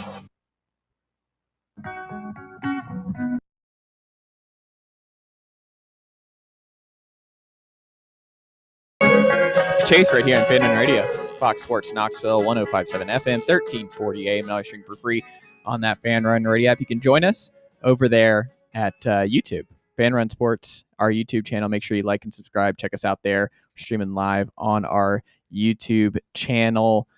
So you can make sure you join the chat there. You can also call or text us at 865-966-3435 is the way to jump in here on this Jack Foster Friday of Omaha Productions Rocky Top Insider. Jack, are you back? I am back. Can you hear me? Oh, yeah, we can hear you. You're back. Bang, bang. Jack is back. Let's go. Many are saying. Well, false alarm here, because we got to check in with G6 Garrett. Jack Foster. We got to check in. He's going to be dialed in tonight on James Madison against the Fightin' Miller Mosses over there at Louisville. And G6 Garrett, who is your G6 Heisman leader through week one? It's got to be Byron Brown right now. Okay. They host Boise State. Basically run them out of the stadium. Boise State was pretty much the team that everybody picked. to make the college football playoff as the G5 team. They look good. Chaz Nimrod was getting some opportunities down there, so that was fun to see. But Byron Brown, I mean, he's an electric guy, dual threat. He can run, he can pass. He's kind of everything that you want in a quarterback. Obviously, he was injured last year, but 2023, he had some of the best numbers of any quarterback in the country. So excited to see what he does this year. Okay, I like that. Jack, do you watch much G6 or no? I mean, we're only a weekend. I didn't get to watch a ton of G6 ball last Saturday. I was really only able to watch big games because I had big fantasy draft and stuff like that. So wasn't as dialed in as I typically am on Saturdays, but we'll definitely watch more this week. There you go. The worst FBS team or worst G6 team in FBS through week 1 is who for you, Garrett Armbrust? Because Ryan McGee does a great job over there at ESPN. He does his, what is it? Not bottom 12 or what is it called? He has a name for it. He branded it. It's great. I love reading it, but it's like the bottom 20 or something, not 20, top 25, something like that in terms of just the worst teams in FBS. But who is it for you right now? Bottom 10. Bottom 10. That's what it is. Okay. Well, I think the worst team in the country is Kent State. Back-to-back years. Yes, they have not won a game, and I think it was 21 straight games. They beat an FCS opponent in Merrimack last week, 21-17. But I think Middle Tennessee State had the worst loss in the country last week. They lost to Austin Peay 34-14, was never in the game, was completely blown out. MTSU was supposed to be pretty solid this year in the Conference USA. They brought back their quarterback, Nick Viato, who's a solid quarterback. They did not score hardly any points. They lost their number one receiver in Amari Kelly to the transfer portal at Michigan State. But there were a lot of people that were saying bet the over on their 5.5 win total this year. They were going to make a bowl game. That does not appear to be the case after week 1. Brutal showing. Losing to First FCS, time Austin they Peay. won a game against an FBS team since 1987. Oh. And poor Middle, because I think they expanded and there were like 18,000 people there, and they were ready. And there's nothing like losing an FCS game in an opener, man. Poor Middle fans. By 20.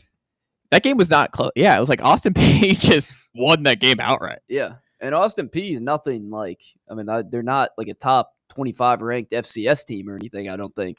Like, I don't think they're anything that special. They're just, what are they, in the Ohio Valley Conference, I think? I mean, they're just a run-of-the-mill team in there. Maybe, slightly better. But, I mean, they lost their head coach a couple years ago to UTEP. So they have a new coach. Scotty Walden. Scotty Walden. So they have, a guy that's in his second year now, and they lost a lot of their players from that Austin Peay team to go over to UTEP. So kind of a new Austin Peay team just dominates an FBS team by 20 points on the road. Not good. Jeff Ferris is their new coach. He was rumored for that tight end job for Tennessee. It was like him and Alec Ablin were like the front runners because he was at UCLA at that time after Golish left. And that was one of those rumors of like, is Jeff Ferris going to be the next tight ends coach for Tennessee? But he is now Austin Peay's head football coach. He's actually from Knoxville. Is he? Yeah. Shout out Knoxville. There you go. 3-year safety at Duke. But yeah, so he's at Duke. He worked his way up at Duke over the years and all that good stuff. So yeah, the Govs making it pretty brutal start here for Derek Mason and the Army and UCLA were the biggest droppers in like the CBS. They rank all the teams. They were the biggest droppers.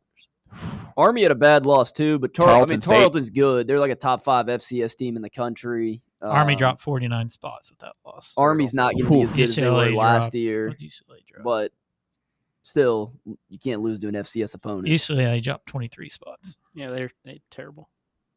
72nd now. Oof. Watchability rankings. The biggest game in week 2 of the CFB slate is what for you, Jack Foster? What are you going to be most locked in on? Well, okay, so biggest game I think is Michigan, Oklahoma, obviously. Like, it's huge for Venables. It's the prime time. It's where game day's at.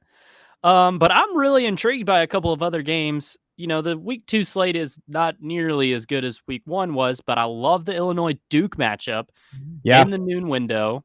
Only a 2.5 point spread. Illinois, of course, a top 11 team in the country. Duke, feisty bunch, got a good quarterback. We had a great year with Manny Diaz a year ago. They're at home. Illinois, a big media darling this offseason. So let's see what that looks like. You got the border war, Kansas and Mizzou. I think that'll be a really close game. Ole Miss only 8.5 point favorites at Kentucky, who just beat Toledo by 8. So that's an interesting line and maybe a trap game for Ole Miss. We'll see. I was hoping that Oklahoma State could end up being better, but Vegas thinks Oregon will absolutely demolish the Cowboys. So that one probably will not be all that close, but keeping an eye on Kansas, Mizzou, Illinois, Duke, and then in the night slate, you have the big boy in Michigan, Oklahoma. Michigan, Oklahoma is going to be terrible. Like, that's just one of those games we're going to watch, but it's ugly. John Mateer did not look good in the opener, and I feel vindicated. I've never been on the Mateer Oklahoma stuff this fall, this offseason. I could not sell more. I think Michigan's going to win it outright. Like, I think this is a game that should just go. Almost 400 yards and 3 touchdowns. It was ugly. You got to watch the game. Like, Mateer. I did watch it. I watched it. I mean, I watched a QBR, top 25 in the country. He threw 3 touchdowns. 392 passing yards, and he rushed for 24 yards and a touchdown. Hold on. I'm pulling up the advanced stats where Oklahoma is right now. Because Oklahoma's defense, top 20. The Oklahoma defense is nerdy here. I'm going to get nerdy here with when it comes to Oklahoma. Just sell Oklahoma stock. And I just have it. I got to find it. You told us to buy Alabama. I did tell you to buy Alabama. I'm not. You know, we're really listening to you these days. I hope you all keep that same energy when Alabama turns around and beats Georgia in Athens in a couple weeks. That's what I just hope. I hope there is it's the redemption tour all week. What if DeBoer just owns Georgia in his Bama tenure, but like literally can't stop losing as 14-point favorites? What if that's the DeBoer era? That would be crazy. Also, speaking of, just this segment too, do you guys think USF plays Florida tight?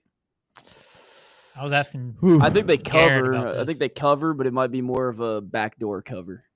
I think Florida comes out ready to roll in the first half. I don't know. They pitched a shutout last week, right? Yeah, and I'm a little concerned. They gave up like 88 yards though. I don't care who you're playing. If you give up less than 100 yards of offense to a team, I mean that's impressive. And USF has been one of those teams over the past couple of years. They just haven't lived up to expectations. Like it just seems like they might. They just might be a little bit of a fallback from last week, and a lot of people are saying they're going to keep the game competitive. I just don't know if it's necessarily going to happen. I hope they do, but I don't know if it will. Also got a big one for Brent Pry and Vatek getting revenge potentially on Vanderbilt. That's a big game for them. Yeah, because I feel like it's a must win if you're Virginia Tech, right? Like if Brent Pry's going to keep his job, he has to beat Vanderbilt. He should have beat him last year. They choked it away late, and they go to overtime and lose to Vanderbilt on the road. Well, I mean, they should. They did come back though, right? They were down and then came back and then choked it. Yes, because they were in a position to win. I think they missed a field goal, right? And then they go to short field goal. Yeah, that's what it was. And they killed time, wasn't it? They just some weird clock management stuff down the stretch, and it was just ugly way to lose that game. Baylor SMU will probably be a pretty fun game. They'll have a lot of points scored. Do you know what's interesting about Baylor SMU? Baylor's won that game 13 straight years in a row. Really? Yeah, SMU has not beaten Baylor in a long time. And I think a lot of people are probably going to be on SMU in that game. It's on the CW. We got UCLA and UNLV in the night slate. UCLA, 2.5-point favorites. UNLV was running their mouth a lot this week, talking about Nico. They could have some added juice there. Saying they didn't see a lot on tape. I'm rooting for Dan Mullen big time. I love Dan Mullen. I think UNLV, they had that shocking result week 1 where they almost lost to Idaho State, but I think they'll get the ship rolling. I think they'll still be a very solid team this season. What about Arizona State, Mississippi State?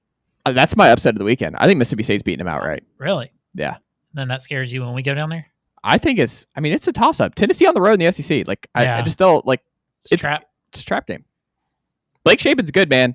They had all the cowbell going in practice, I saw. Arizona State. Well, do y'all remember, Mississippi State gave them problems on the road? One-score game, wasn't it, last year? It was, and then here's some, Matt and I on my podcast, we're talking about this in our college football preview this week, because I was going through some numbers on Arizona State and Mississippi State and just what that looks like historically. And Arizona State against the SEC, remember they lost to Georgia twice years ago in that home-and-home series between the Sun Devils and the Dogs, but they don't have a great history there. So the Sun Devils are 0-2 all time on the road versus SEC opponents. Their only win against the conference ever against the SEC was against Mississippi State last year. So they're 1-6 all time. Yeah, but those teams back then didn't have the quarterback in Sam Levitt they have now. Jordan Tyson is one of the best wide receivers in the country. They have a very good secondary. Kenny Dillingham is not Herm Edwards. They're a different team than they were whenever they did that home and home against Georgia. 46th and 47th. What do those numbers mean? That's where both offenses are going into this game in FPI. They've played one game. ASU and MSU? Yeah, they're right there. I just think it's going to be. I mean, I think MSU is going to win outright. Give me the Bulldogs here. So I like the upset pick. And the best game we probably haven't mentioned yet, Cyhawk game. Who's going to be dialed into that at noon? Oh, another crazy stat. The Cyhawk game. Gosh. The road team has won the last 3 in this series, and I was on the road this time.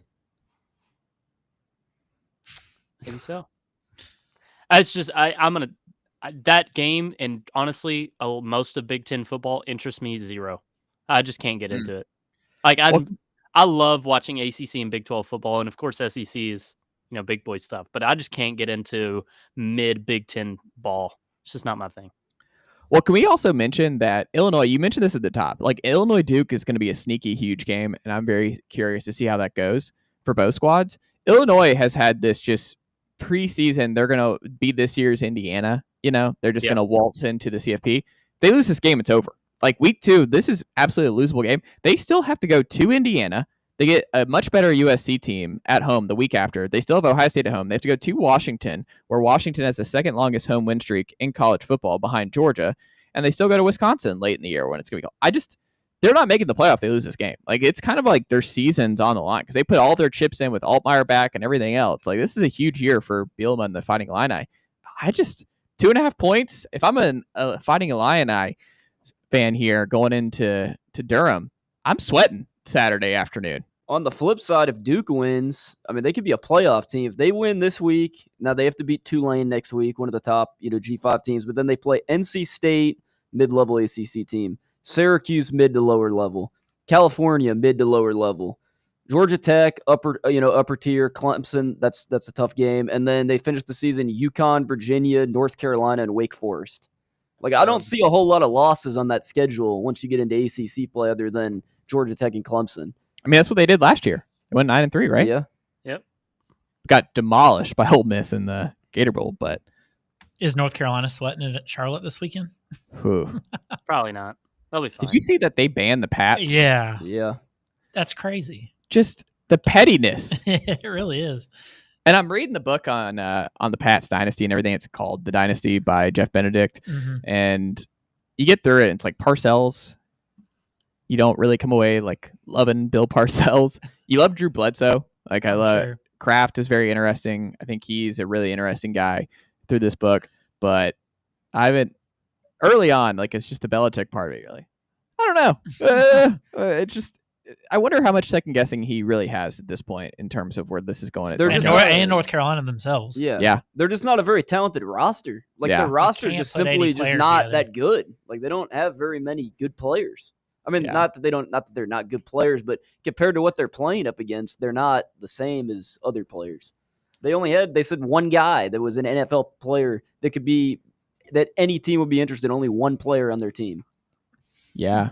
And then it can't be a good look, Jack, for those players. Like, hey, I would like the Pats to potentially draft me. Why are we closing the door on the Patriot scouts and stuff? Like, how does that work? There's only 32 teams. Like, that's the reason why you go play for Belichick. Because of the NFL exposure. Yeah, shouldn't it be a perk? Right. That's what I'm saying. Like, that's so weird. It's so petty. Yeah. That can't be a good look. And it obviously started horrific, but the whole Belichick era just always kind of weirded me out from the get. Maybe weirded out is the wrong term, but just it just didn't seem like it was going to go well from the get. And the whole Jordan Hudson thing is just too strange for me to really read about and get into. But it could be a tough year over there in Chapel Hill. One last note from me for this week 2 slate is NC State, who had a down year a year ago, was kind of supposed to have a bounce back season. Played ECU, barely beat ECU last week. Only 3.5 point favorites against Virginia. Yeah. In Raleigh this week. If they lose that game, you talk about a hot seat. I mean, I just feel like Dave Doran could be on that. And I know it's NC State and he's done a really solid job, but I don't think they've ever won 10 games with him there. And if you have back-to-back really underwhelming seasons, it could get real for him real quick. He's won 9 a whole heck of a lot. Yes, he's always 8 or 9. Right. Yeah. CJ Bailey looked the part, though. I mean, he was really good against a good ECU team this last week. I think Virginia wins that. They're sneaky. Chandler Morris is good. Yeah. Ross, one of their wide receiver, he went for like 172 receiving yards, returned a kickoff back as well, had like 270 yards of offense with him. I think Virginia's a sneaky team. I think they'll make a bowl for sure this year. Like, I don't think that's a game where NC State is like definitely winning that. I think Virginia will probably win the game. I would take it if it was in Virginia, but I will say NC State probably has the most underrated home atmosphere and home, I don't guess, home field advantage of anyone in the ACC outside of Clemson. Like, they get rocking. Like, they're definitely the best home atmosphere in the state of North Carolina. I don't know. I would pick Virginia if it was neutral site or in Charlottesville. I think just with Raleigh, I'm still going to stick with CJ Bailey and coming to get it done. The Pack have won 3 straight in that series. And 2 years ago, though, NC State needed a field goal on the road to beat the Hoos. So this has been close historically. So that is a great, like, sneaky ACC game to keep your eye on here when you're channel surfing this college football Saturday. When we come back, we'll wrap up this Friday episode of The Chase with Jack Foster of Omaha Productions and Rocky Top Insider as we talk a little bit more about Tennessee, ETSU, and a whole lot more. Stick with us. Chase right here on Fanrun Radio, Fox Sports Knoxville, 105.7 FM, 1340 AM, and always stream for free on that Fanrun Radio app. Check out our new and improved website at fanrunradio.com.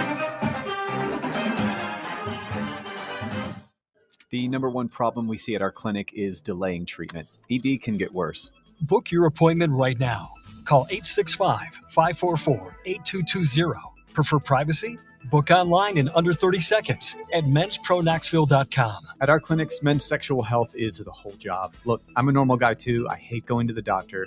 But we've helped so many guys in here just like you. Even if pills have failed, our medical team is going to take the time to talk you through it. Same day in-house lab, and the treatments, well, they could change your life. Your local medical team has your back. ED, performance, Peyronie's, size and shape modeling. We tailor what works for you. I'll get to the point. Can you imagine epic performance and epic sex? Yeah, I said it. A stronger you is closer than you think. We're available right now. Call 865-544-8220. Or book in 30 seconds or less at menspronknoxville.com. Men's Pro Knoxville, making it happen. It's football time at Tennessee, so crack open a cold beer that doesn't fumble the flavor. Garage Beer is 100% beer-flavored beer. No gimmicks, just cold beer. Built for bonfires, backyards, and beating Bama. Garage Beer is proud to be brewed right here in the Volunteer State. So pick up a 12-pack today and look for the drive celebrating Football Fridays at select Garage Beer headquarters around town this fall. American-owned, Tennessee-brewed Garage Beer. 100% beer-flavored beer. Ball fans, reimagine your home at Broadway Carpets and Flooring for any remodeling or building needs. With a variety of carpets, rugs, hardwood, vinyl, and stone, Broadway has all the flooring and installation options you're looking for, including pet-resistant products like Pet Perfect Carpet from Shaw Floors. Visit their showroom in downtown Knoxville or the location in West Knoxville located on Kingston Pike near Pellissippi Parkway today. North Knox Siding and Windows is a complete exterior home improvement company that can help you with all your home exterior needs. If your home needs new siding, windows, doors, gutters, handrails, a deck, or a new roof, then give my friends at North Knox Siding and Windows a call at 865-689-0505. You can also visit their showroom at 5618 North Broadway. Locally owned and operated and proudly serving all of Knoxville and the surrounding areas, North Knox Siding and Windows. Online at northknoxsidingandwindows.com. Hi, this is Bo Kregner from the Kregner Group at Realty Executives, and I know there's a lot of choices here in East Tennessee when it comes to choosing a realtor. Here's why the Kregner Group is different. At the Kregner Group, our motto is walking by faith, serving others. It's how I live my life. It's how I run my business. Here at the Kregner Group, we're committed to doing real estate the right way. Faith, honesty, integrity. The Kregner Group. Call me anytime at 865-742-1035 or visit my website at boknowshouses.com.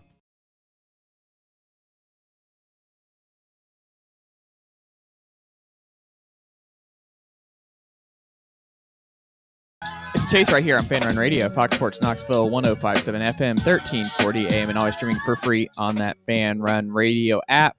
Jack Foster, Brett Hoolander, Garrett Armbrust in studio with us here on this fine Friday afternoon. The Drive with Russell Smith, Bob Baskerville, and the Bear coming up to drive you home from 3 to 6 here. As we continue on, Jack Foster, the 3 players that Jack Foster is most intrigued to watch on Saturday versus ETSU is who, Jack? Yes, I'm going to go with Travis Smith. Either young receiver I think you could go to. And I'll go with it was hard for me to pick between Mack and Merck, and I don't know how much playing time they get because how long does Tennessee want to let Joey have, right? Just to get more reps in before Georgia. But I'll go with Merck just because he's, what we think is the most farther along at this point. So those 2 on offense. And then on defense, I feel like a guy like Ty Redmond, one of these young DBs, could potentially be needed down the stretch, of course, with Ricky Gibson banged up and Jermod still a little banged up at least. So yeah, I'm gonna go with the young corner and Ty Redmond and the 2 young offensive players. Of course, got to go young here because you're only gonna draw so many conclusions and there's only so many takeaways to be had from Tennessee's first team just drubbing ETSU. Yeah, you have to be careful with the corners here because you're so thin. And my thing is my number 1 guy is Boo Carter. How much do you play Boo? Because Boo's got to play a bunch. I think even if you don't want to, I don't care if you don't start him at star this week. He needs to play the vast majority of snaps at star. You get Jalen a little bit of work at corner to get him ready. But if the plan is to continue this with Boo Carter coming off the bench against at star behind McMurray, and you're going to go true freshman Ty Redmond across from Colton Hood against Georgia next week, I don't know where you stand on that, Jack. I just think that just can't happen. That just cannot happen. Is McCoy definitely not going to play against Georgia? Is that he won't be there. You're not going to have McCoy or Gibson against Georgia. Oh, I knew you weren't going to have Ricky, but yeah. I mean, it's tough. Look, it's unfortunate, and of course, you could also go to interior D line, guy like Nathan Robinson. Because with Moy banged up now, that is a super thin group. Of course, David Hobbs already out. Yeah, these 2 areas for Tennessee's defense are troubling. Secondary especially, lots of young guys, and you just hope that one of these can be good enough. But you're right, it doesn't look good on paper for the foreseeable future, and they could use Boo Carter to be playing some really good ball here soon. It's one of those things, too. I will say that, because we learned nothing, we were so excited about Tennessee's offense after Kent State and Chattanooga last year, and then obviously everything changes. So you learn nothing. Nothing we learned about Tennessee in those 2 games translated over to SEC play. So nothing will really translate, right? Probably not when it comes to ETSU this weekend. But you know what I enjoyed? I enjoyed that Thursday night opener. I've been to several of Tennessee's Thursday night openers. I feel like these kind of games, the bye games, would be a lot more palatable for me, and I imagine a lot of Tennessee fans. We move them to Thursday so that we can watch all the other college football games on Saturday we want to watch and move these to Thursday night. It's kind of cool. Obviously, the game will get dark as it goes on. What do you think of that idea of if you're going to do the bye game still, they need to be on Thursday night. Let's move all the bye games because they're basically preseason games. Move them to Thursday so that we can have all of Saturday to watch the more competitive games. Yeah, I'd love it. And the biggest example of this is when I think it was Tennessee Austin Peay interfered with Bama Texas 2 years ago. I'm pretty sure that was the game. And I was so irritated because Bama Texas was such a massive game going into it early in the year. And you got Tennessee and Austin Peay over here, which ended up being, of course, a little bit more interesting than we thought it was going to be. But yeah, it just kind of takes away your ability to watch other games. This week 2 slate isn't great, so not as much this time around. But a lot of times when you have games like this, there are better options for the football fan in you. So having it on a weekday night would be kind of cool as a fan. Yeah, I enjoyed those. I love those. I think they did Bowling Green that first year Definitely under Ball Heupel. State. Yeah, I enjoyed those games. Yeah, they did a run of them where they had 3 in 4 years, didn't Yeah. they? I remember that as I would do that more. But you can only really do that week 1 though, right? You wouldn't really be able to do that this week because you couldn't do that going up against the NFL last night. There were no college games last night. Garrett's right. You'd have to do week 1. So you just have to schedule a cupcake in week 1, which Tennessee hasn't done the last 3 seasons. No, they did last year, chat. So it was Virginia 23 and Syracuse this year. Yes. Yeah. So Tennessee Chat being a Thursday nighter would have made sense last year. For sure. And hey, it is what it is. And I had a neighbor ask me, they're like, "So are you going to watch it?" I'm like, well, I mean, I got watched every snap of Tennessee. They're like, "You're going to watch every snap?" I'm like, "Yeah, I'm going to watch every snap." The notepad will be used this whole game. I will be tracking snap counts, who's doing what, all that kind of stuff. What we got to do, man. Yeah, because when you talk about like trying to get new players in, like you're not that deep. Nope. Like when you really think about it, like you're going to be playing guys that are going to be playing snaps against Georgia. Honestly, I mean, obviously you want to get David Sanders out there. I'm sure everybody's anticipating his home debut in his first game as a Vol. I mean, you got to get some snaps under his belt before going against Georgia. So I'm assuming he's playing, right? Sanders has to play a bunch. Like you cannot throw him. I mean, I wouldn't start Sanders next week if he doesn't play a bunch this week. Like that's not fair to him to throw him against Georgia as his first real college football snaps. Yeah. That just can't happen. I mean, Georgia's going to feel like his first real snaps, and I don't think a DN from ETSU is going to feel like he might as well get more practice against Jordan Ross and some of the guys he goes against in practice compared to these ETSU guys, right? I mean, their defense is pretty solid. Are they? FCS. I don't know. Yeah. ETSU, I mean, G6 Garrett would know, FCS Garrett, but I do think ET. I mean, I know their quarterbacks are experienced guys. Do we know if Criswell or McNamara is who's their starter? I think it's two. I think they use both, right? Yeah, isn't it still going to be both? Well, I thought they did that last week, but I thought that was in anticipation for them to name a QB1.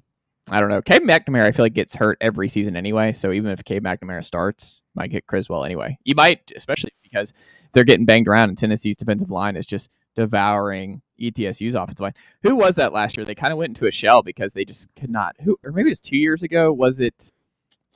Who was it that Tennessee? It may have been UTEP or Tennessee was just getting home so many times that they were just like, we just kept cycling through quarterbacks because they just kept taking shots. Or maybe in Tennessee Tech, if I remember correctly, maybe that one a couple of years ago where they put it just got overwhelming where they were just taking shots. Like we had a whole season to think of. It just amazes me that they were able to get two guys out of the portal that came from Power 4 schools. Like that's pretty impressive. I mean, I know neither of them were very, exhilarating to watch last season, but I mean, it's pretty impressive for them to bring both of those guys in for a QB competition. I mean, the average college football fan definitely knows McNamara. And then once Johnson went down for UNC last year, I mean, Criswell is the next guy up for UNC. Yeah. Jack, if Boo Carter's not returning the first punt in this game. You said that last week. I did say it last week and I was very irritated. Very, very irritated. There was that one play, Jack, you know what I'm talking about, where DeJuan Morris fair catch the ball 10 yards away from any close Syracuse Orangeman defender. And you're like, what are we doing? Clearly he was probably told to fair catch that no matter what, but what are we doing? Like it didn't matter against Syracuse, but that will matter against Georgia next week. Boo Carter needs to be returning every punt and he needs to be getting reps returning punts this week against ETSU. Yeah.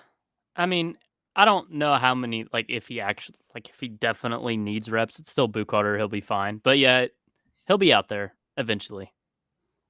Yeah, they have to be careful. Like it's kind of a bubble wrap game where, I'm excited to see a lot of these true freshmen play and obviously David Sanders, but there are certain guys that I don't think a lot of fans would say that I'm kind of at the camp of I might keep Arian Carter out of this game. I just maybe give him the first series or something. But he's the leader, what you lost with Keenan Pili when he went down the last 2 years. There's just not a lot of proven veteran depth behind Arian Carter. I like T-Lander, but you have Arian is more of a three. He is a 3-down backer, and you don't really have that anywhere else behind him. I'm a big Edwin Spillman guy. I think he needs to play a lot in this game. There is part of me that I might drop or limit Arian Carter snaps, or maybe he plays a series. Do you agree? Yeah, no, I'm with you. There's no reason for him to play, honestly. So yeah, limiting him the best he can is good. I did have a big question for you, Chase, I want to get to before we exit here. Who's Tennessee's best running back in your eyes? Ooh. I would still say Peyton Lewis. Okay. Brett and Garrett, who do y'all think? I guess Lewis is an RB1, but I feel like Star Thomas is the most he can do the most. Out of the passing game. Yep. I don't know. I feel like he's the most elusive in different regard. Honestly, I'd probably say him if I had to pick one. Yeah, I think it's Star Thomas. Yep. The thing about Peyton is just he has the speed and the power. Like, I understand the passing part of it makes me kind of think Star a little bit, but it's just that drive. Peyton, he has the burst. He's the fastest of the three, but man, he also has the power where that touchdown run was impressive. That dude is just, he's not afraid of contact. He's got the speed. He's like where Jalen Wright was in year 3, in year 2.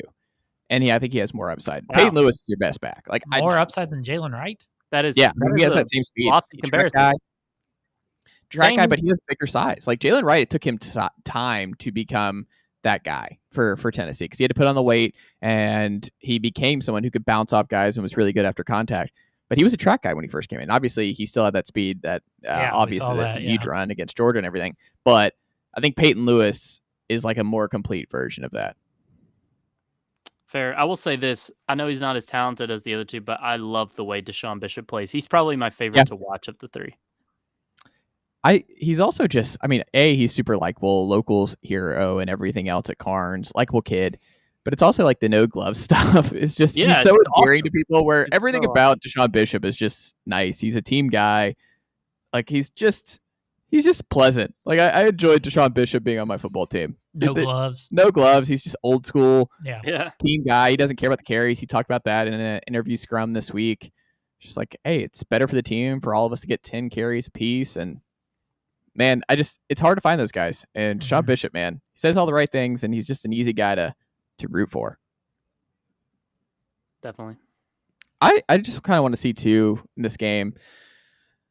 I want to see that more tight end stuff. I want to see Sam Brame get some opportunities. I want to see how much they mix and match the offensive line in this particular ball game because like you said, we had a late scratch and Shamu Ross starts at left guard. Do they give William Satterwhite some run? I want to see how he snaps because that was like the whole rumor in fall camp. Right. It's just like what snaps were looking like for Satterwhite. I want to see if that's clean for him.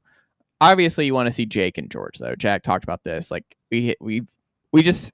I would like to know what it looks like. It doesn't mean anything, but still, you want to see kind of how much Jake has come along from a year ago. Mm-hmm. You want to see how close to George being ready that he actually is. Does he look bigger than we think with how much weight he's put on from when he got to campus to now? So I think that'll be fun, but also like how much do you throw Miles Getsom and Ethan Davis? Like I'm going to be very curious at how careful Tennessee is with their injury stuff, especially defensively. I don't know. I think Boo has to play a lot. I think Sanders has to play a lot. I would probably put Arion Carter in bubble wrap. I would play Tyree Weathersby a lot at strong side defensive end because I think he has the most upside here. And just because he missed so much of football these last 2 years, he looked good at Syracuse, but get him ready for Georgia the next week because I think Don Bailey is just not that pass rusher. He needs to be inside probably anyway because of how thin you are. Tyree West only played 14 snaps last week. I'm not sure you played Nathan Robinson. That's a good one. Yeah, he showed that he played could like play 10 snaps and got hurt on 2 of them. Yeah, but he was great. He forced a fumble. Like Nathan Robinson That's not could good. play. He can't. That's the frustrating thing. Utley and Campbell have to play. Oh, they're going to play a bunch. You can't. Yeah, with being down Hobbs and Moy already, they're going to have to play. Yeah, and that Snell guy. You know, it'd be awesome. Jordan Ross having 2 sacks in this game. Like Jordan Ross just teeing off. You hope. Yep. Because I've sold all my Caleb Herring stock. Yeah, you're a huge Jordan Ross guy. You have been for a while. Huge Jordan Ross Big Deshaun Brame, Jordan Ross, Travis Smith. This is like what you live for, Chase. ETSU games. Amari Jefferson is going to pop. Dude, Amari, that'd be a great story. Amari looking like he can be a backup slot this year. That's huge. What about some of the young tight ends that'll get some time? We mentioned Brame. Van Dorsler's more of a blocker. I don't know how much excitement we'll get from Van Dorsler. Well, Kesselman came in as a blocker, but he's proven to be a true. A lot older though when he came in. Yeah, but that's all he did at Alabama. I also have a gripe to pick with Van Dorsler and Brame. The single-digit numbers is just absolutely disgusting. Ethan Davis, where is it? I don't like it either. Why? Like, what, as a tight end in general, or just the fact that tight ends. Like Jack Van Dorsler wearing 3 as a tight end. That is bad. Is that worse than like D Tackle's wearing one? Like when I don't like that either. And Elijah Simmons was 10. I mean, like Elijah Simmons didn't bother me. Micah Parsons, number 1. Yeah, that's terrible. Terrible. What are you doing? 11 was perfect. I don't know if there's some 11. And why these receivers just hate the 80s now? It's like Randy Moss, like 84, Chris Carter, 80, like Jerry Rice, CeeDee 80. Lamb's out there running around 88. Yeah, but you just don't see that. Cowboy. And like if there's any 80 number for any that's team, it's 88 for Dallas, right? So Yeah, that's true. Last message for me. Want Mark Linger to play a lot, so the headline can be Tennessee Mercs ETSU in Week 2 blowout. Got to use it at some point. This may be our only chance. There you go. That'll do it for this Friday edition of The Chase. Thank you to Jack Foster. Thank you to Brett Hoolander. Thank you to Garrett Armbrust. The Drive is up next. Hope you have a wonderful rest of your Friday afternoon, Knoxville. Enjoy the game on Saturday. Stay safe out there. And we'll be back on Monday with, who knows? We'll see on Monday. Maybe William Pattison back in studio. Have a wonderful weekend, East Tennessee.